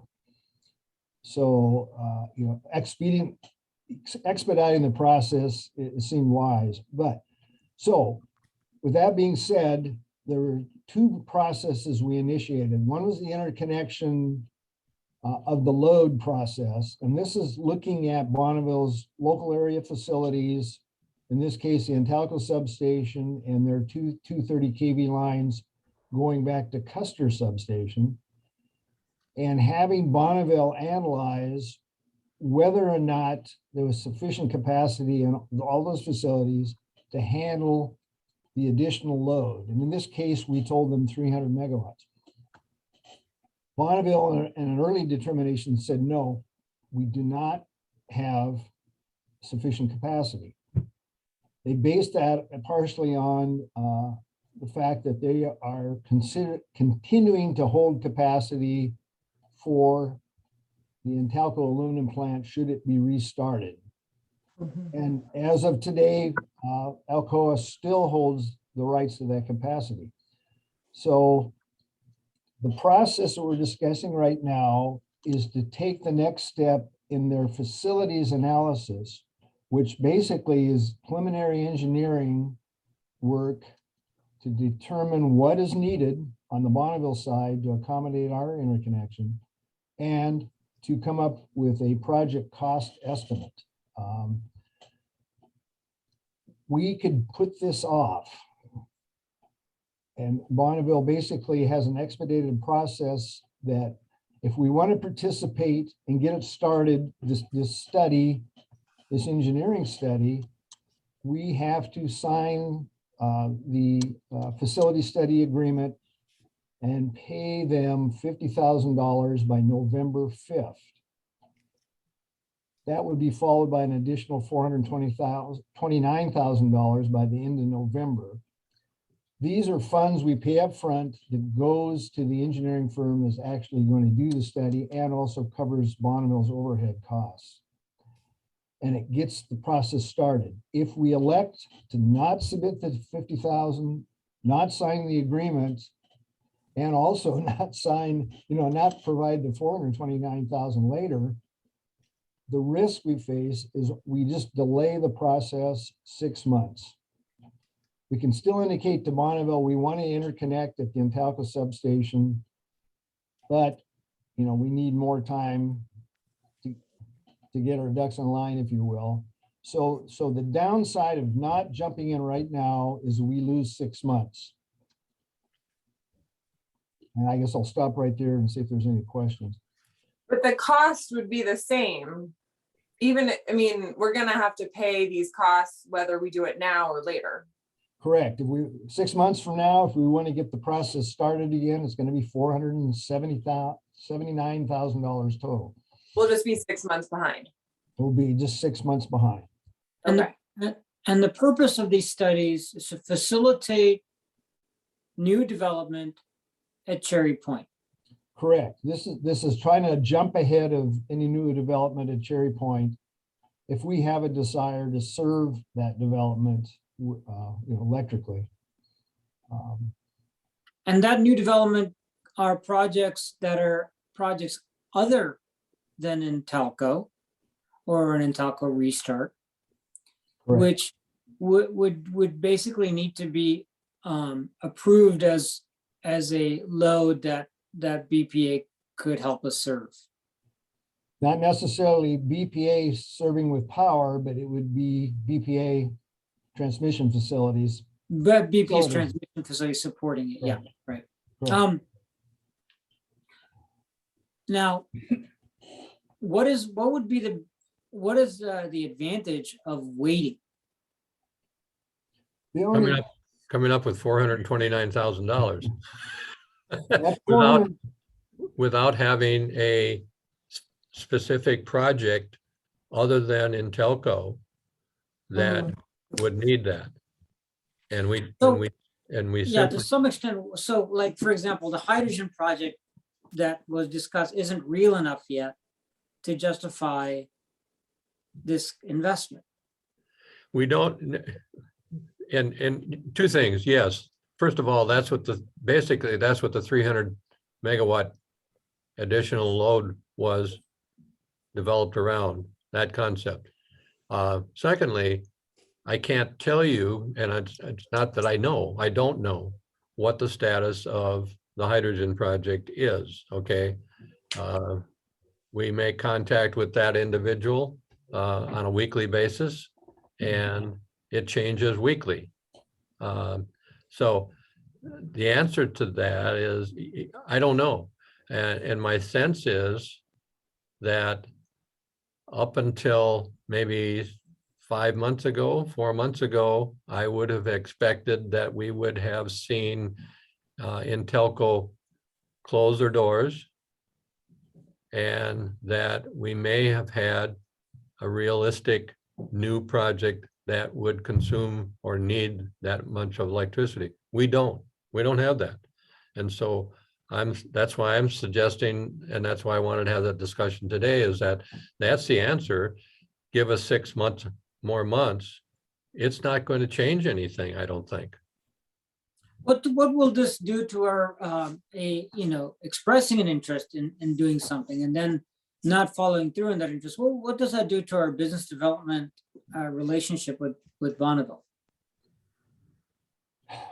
Are we inheriting some of the unpredictability of our customers as part of our reputation with Bonneville by doing so? Bonneville faces this situation with other customers on their system and recognizes that, you have, from a planning perspective, you have to plan as if those loads were going to land and take some action at some point. But Bonneville recognizes, because it happens to them, that not, all these plans come to fruition. So I don't think from a business perspective, it's going to damage our reputation or Bonneville's responsiveness to our needs in the future. The risks are more, in terms of if we really do land something, the timing. Getting back into the queue to have Bonneville do the interconnection studies are an issue. The other thing is this is the dilemma we face as a utility in Cherry Point. From a planning perspective, you don't have this regular growth that you can count on and plan for. It's these big load customers show up, and now what do? It's very difficult to plan for, and it's very difficult to start and stop processes to try to address. Right, in a distribution system that's increasingly challenged by all the changes in our production, and the more complexity of production, with intermittent sources, particularly renewables. So, yeah, I mean, we're heading into a world where the distribution system is challenged in new ways, and analysis is, there's no way to proceed without careful analysis, and that's why BPA's backlog. And there's no way to respond to a customer that comes to us, say they want to put in a clean fuel plant of some type, or they're a generator and once our assistance in connecting to the grid, they all have high expectations, a short timeline, short turnarounds, so they can get their investors to invest in the project. It's not the reality. The reality is it's a long, time-consuming process to get in place what you need to do to serve them, and then typically they'll go somewhere else or just not go forward with their project. So,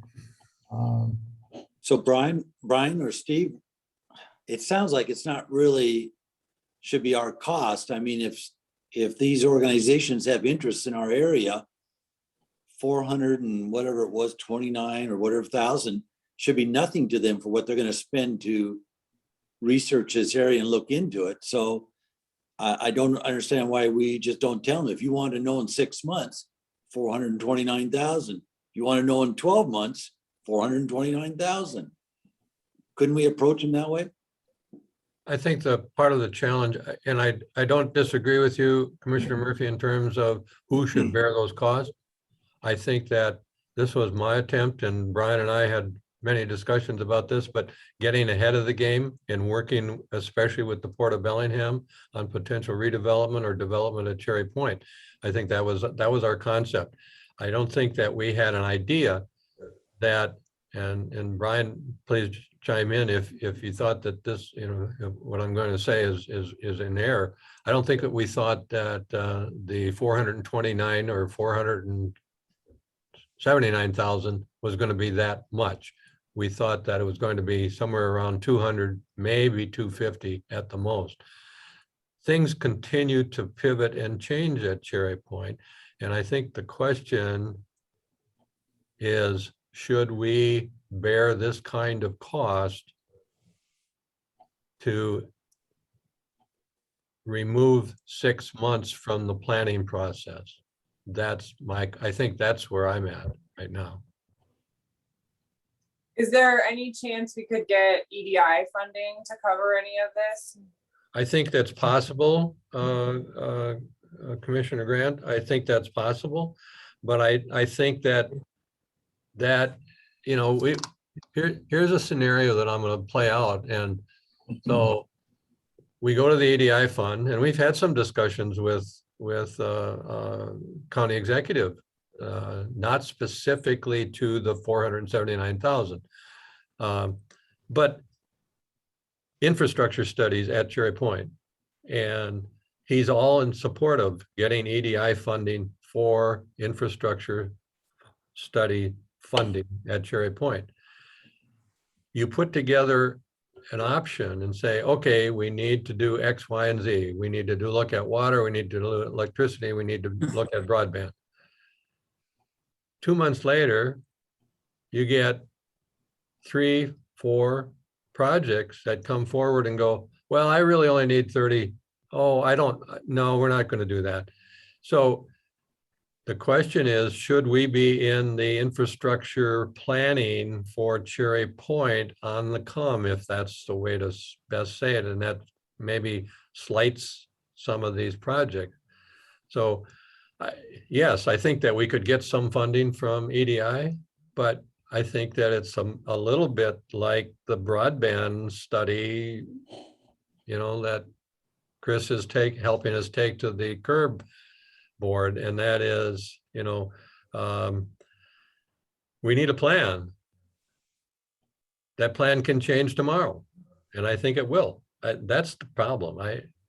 And I think that adding, if you would, adding 6 months to this decision-making process, I think is right now, I think is just legitimate. I think it is. That's all. Okay.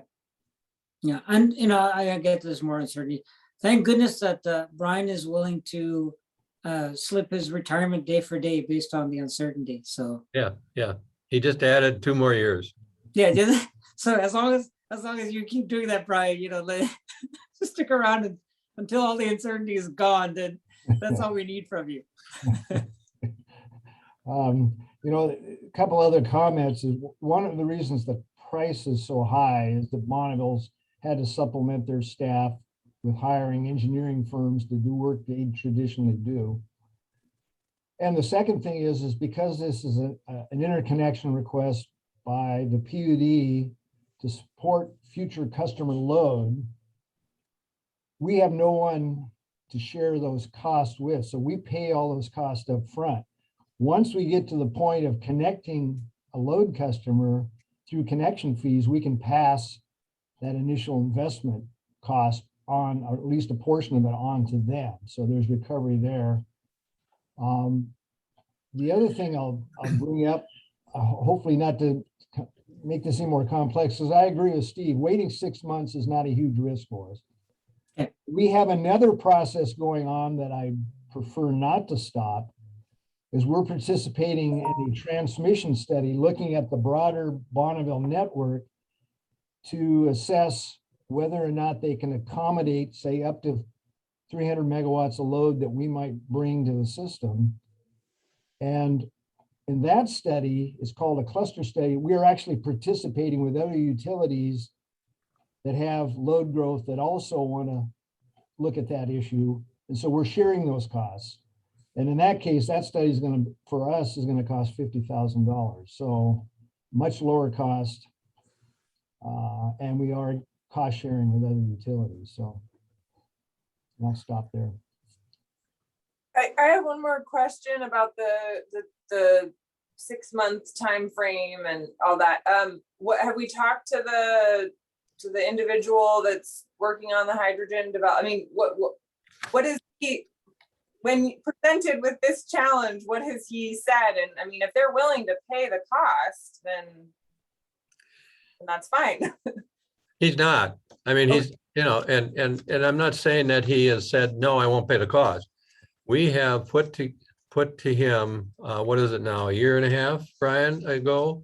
We sent a letter to him. He acknowledged it. He said, yes, I'm ready to pay, you know, I think we put in there $50,000 or $60,000 to do just an analysis just for his potential connection. Now, that was before Alcoa shuttered their doors. And I mean, like I said, I talked to him, try to talk to him at least once every couple of weeks. I just did talk to him last Friday and said, okay, where are you at? Oh, we're moving ahead, we're moving ahead, we're moving ahead. Well, that's what we've heard for almost 2 years. So I don't know. I don't know. I may add too that I think we shouldn't think about that 300 megawatts capacity as necessarily being associated with a hydrogen plant. Yeah. We had a number of other load inquiries that in total would add up to a similar amount. What the game here is to think about the future growth in Cherry Point and what is sort of the maximum load growth we might see, and make sure that up front we secure enough capacity to serve that load or loads or whatever, because you don't want to keep coming back incrementally to Bonneville. Okay, now I got a 50 megawatt load. I want more capacity. You start a whole nother study process and another study. You know, it's better to come in with a big number to begin with. And it's an economic development game too, because if we have the capacity, will that then draw the industries that have expressed, it's a chicken and an egg problem, which then gets back to, well, maybe we should get started now, because that might give those industries the assurance they need to come to Whatcom County. Exactly. And So we need to decide pardon? when to make this decision. Well, we can, and this is why I asked Brian is, I mean, if we send them a check for $50,000 BPA today, what does that mean? If before November 30th, we say, no, we're not going to go ahead with the 429,000. And, or should we tell BPA today, no, we're going to put this off for 6 months? I think that, to me, that's the question, or the questions. Brian? Well, and we posed this to Bonneville when we got into this quandary. You've already in a previous meeting given Steve the authority to sign this agreement and make that $50,000 payment.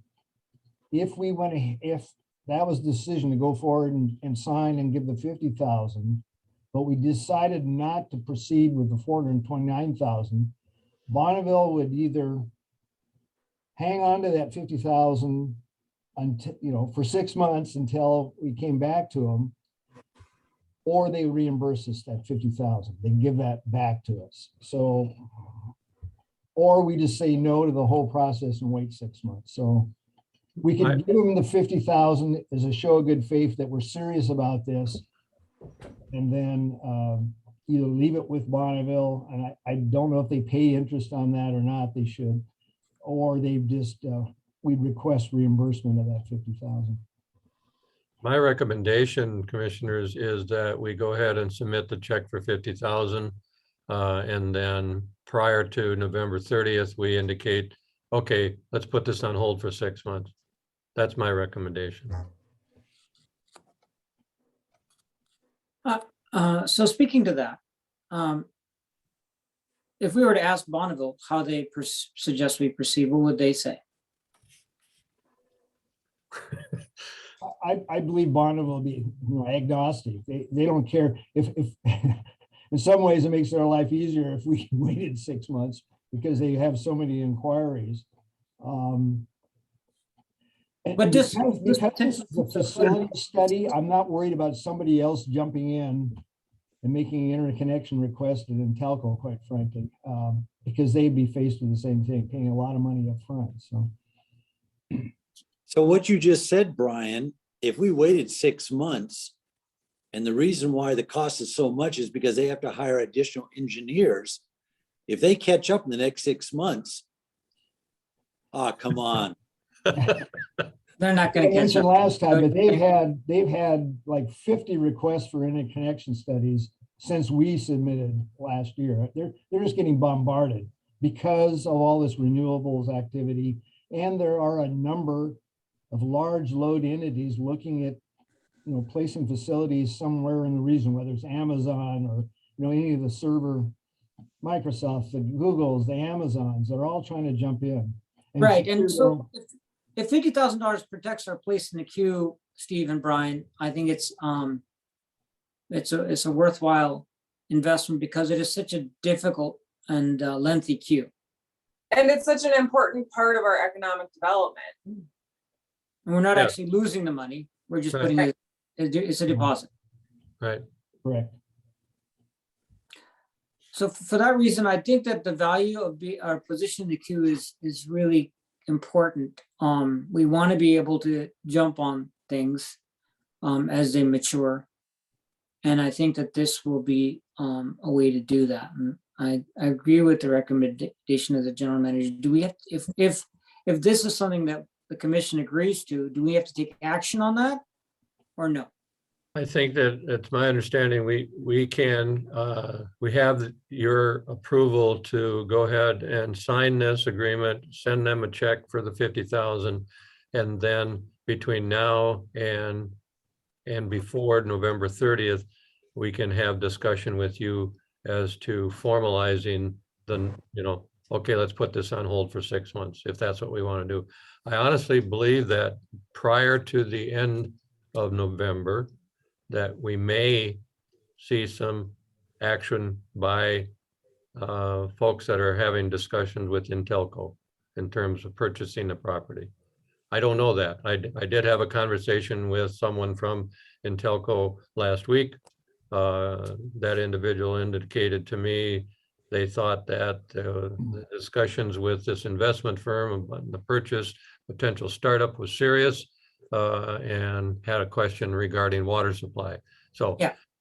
But Not a lot happens between Thanksgiving and Christmas. So most investment folks realize they have to get their business done before Thanksgiving. So that's certainly possible. I'm wondering, so the only action for the commission would be to pursue a motion to essentially cancel the prior motion.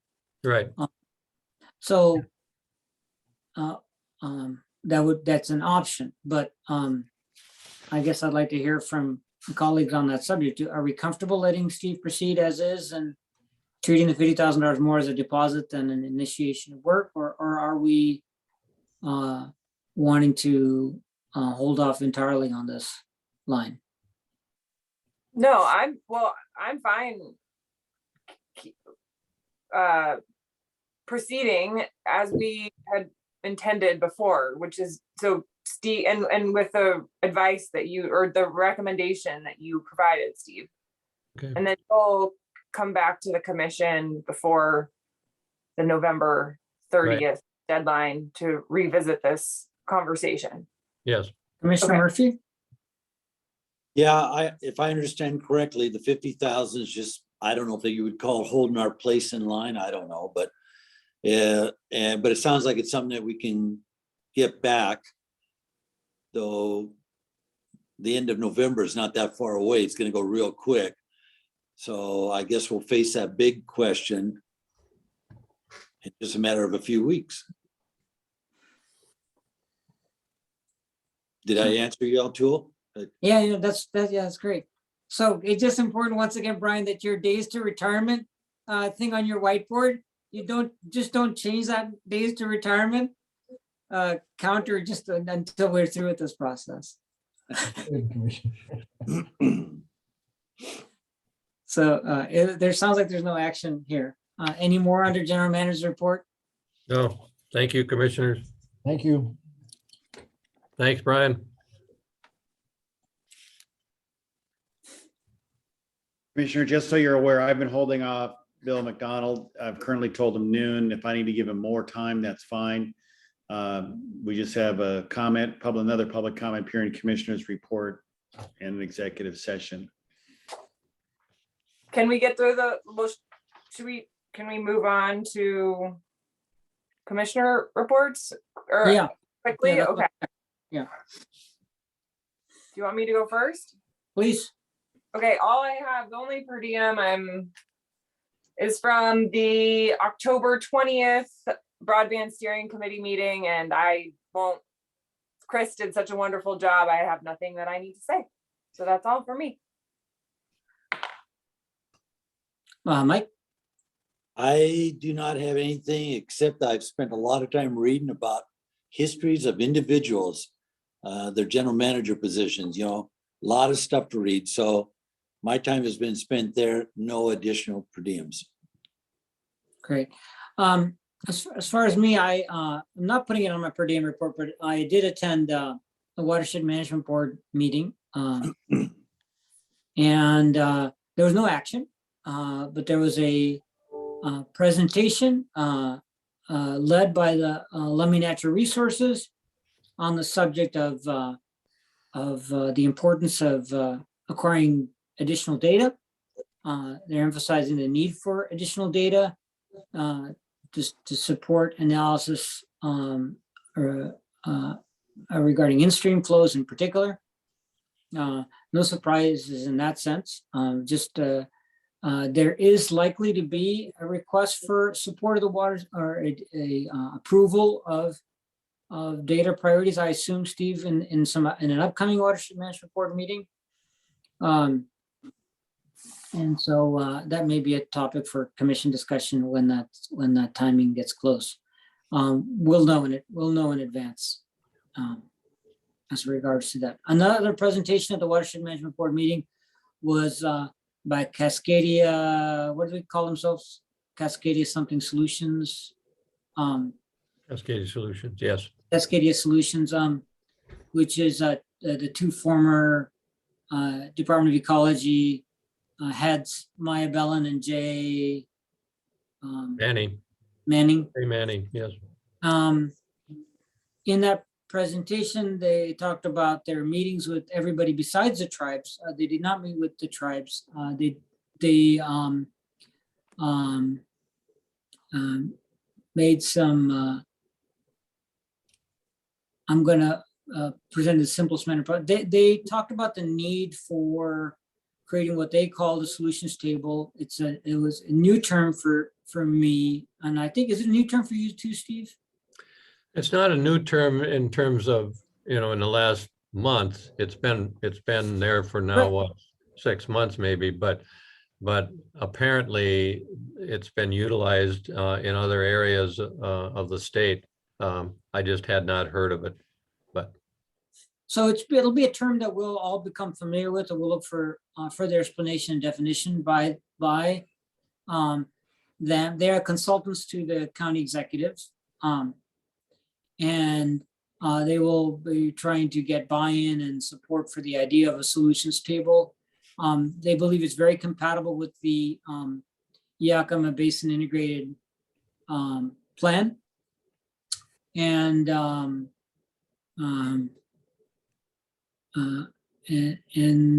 I guess that summarizes their presentation.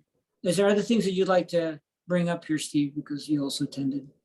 Well, just in terms of that, it's my understanding and based upon the discussions that took place at the Watershed Management Board, that the county now is entering into an extension of their contract with Maya Bellin and Jay Manning to continue to develop this solutions table and apparently utilizing some of the funds that the county received this last year through the state legislature that was part of the adjudication process. So there is, in general, a greater focus on the work of this high-level discussion regarding how to come to this Yakima Basin style agreement settlement from the executive. And there's a relatively greater focus by the Environmental Caucus and the tribal communities on data. And so I wouldn't call it friction, but there's a difference of focus between, let's say, the ag community, the county executive, as it relates to trying to put more emphasis on how do we work together, and a greater focus from the tribes and environmental caucus on how do we know what our problem is. And of course, that's all important.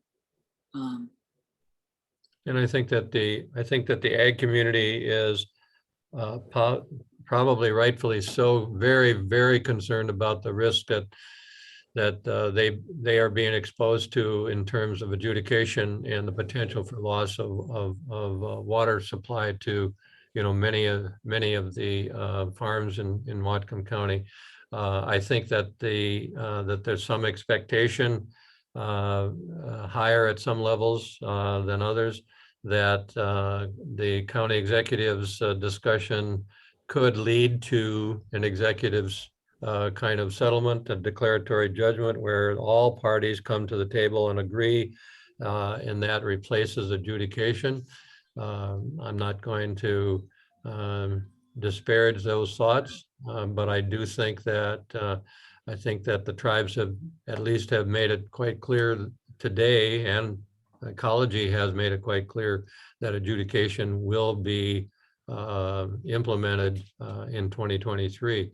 So I think that there's an opportunity with the county executive's proposal, and we call it solution stable. It's basically, I think the concept is one of developing a list of ideas, positions by all those that can and would participate in the discussions around water use, water quality, and so forth, and then move that forward. I think that one of the problems that we face is that, and we talked a little bit about that during our budget discussion, but there's so many pieces going on around that we always come back to asking the county executive how this process relates to everything else that's going on in the county. So.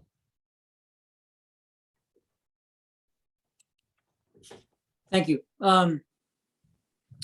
That's it for me. I think there's a hand. Sorry, okay, we were ready to move on to public comment. Thank you, Ann. Looks like Rick Miracle has his hand raised. Please go ahead. All right, got to get my mic unmuted. We can hear you. A couple, three comments. One, the technology is wonderful. I was actually able to monitor the meeting as I drove to Linden and back. Anyway, regarding reserves, I want to dispel a notion that was voiced. I am not opposed to reserves. That was a former representative from Intalco who was completely opposed to all reserves whatsoever. I don't have a problem with reserves. My main concern is that when you do have reserves, that they be earmarked for specific things, as opposed to just a big slush fund. And I think the PUD has done a good job of that, and your discussions were good earlier this morning. I can't help but think when it comes to renewable energy for Bellingham that bear in mind that Bellingham could go to 100% renewable energy at any time. It just requires that all of the citizens of Bellingham agree to do that. They can get it through Puget Sound Energy. And the other note is whatever you and the city of Bellingham come up with, implementing it, of course, is going to require that Puget Sound Energy be involved since they own the infrastructure. Notes on development at Cherry Point. Remember a year or so ago, there was a project to put a renewables fuel plant at Cherry Point, and the county put, delay being the deadliest form of denial, the county put multiple roadblocks in the way of that to the point that it simply got canceled. So I'm not sure that even a renewables project out there will be acceptable. And bear in mind that the Lummi Nation has said that everything at Cherry Point should be removed and the area returned to a natural state to support the herring fishery. And of course, that is a position which has been agreed to by the majority political party in Whatcom County. So I'm somewhat skeptical that long-term anything will happen at Cherry Point. And lastly, on the negotiations around adjudication, I think it needs to be pointed out to people that this negotiation that the county executive proposes does not include all of the parties. It does not include all of the water rights holders. And so from that perspective, I don't think the negotiation will really do any good in the end. You're going to wind up in the adjudication anyway, unless the negotiation includes all of the water users in Whatcom County, which it currently does not. So that's my comments. Good morning, everyone. It is still morning, barely. Thank you, Rick.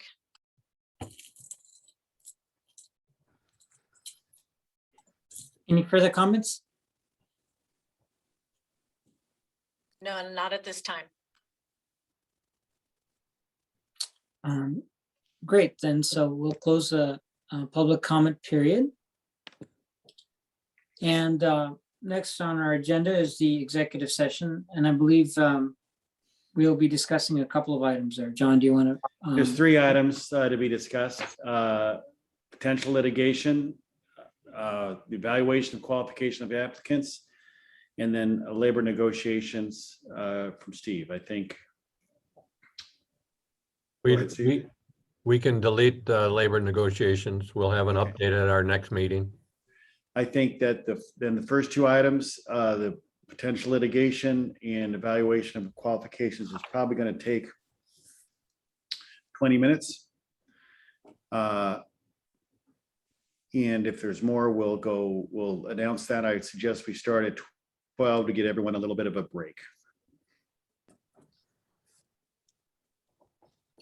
All right, thank you, John. So we're not intending any action in the executive session. And not coming out of executive session either. Not coming out of executive. Commissioners, let's leave this meeting and then enter into the executive session at noon. Thank you all. Thank you.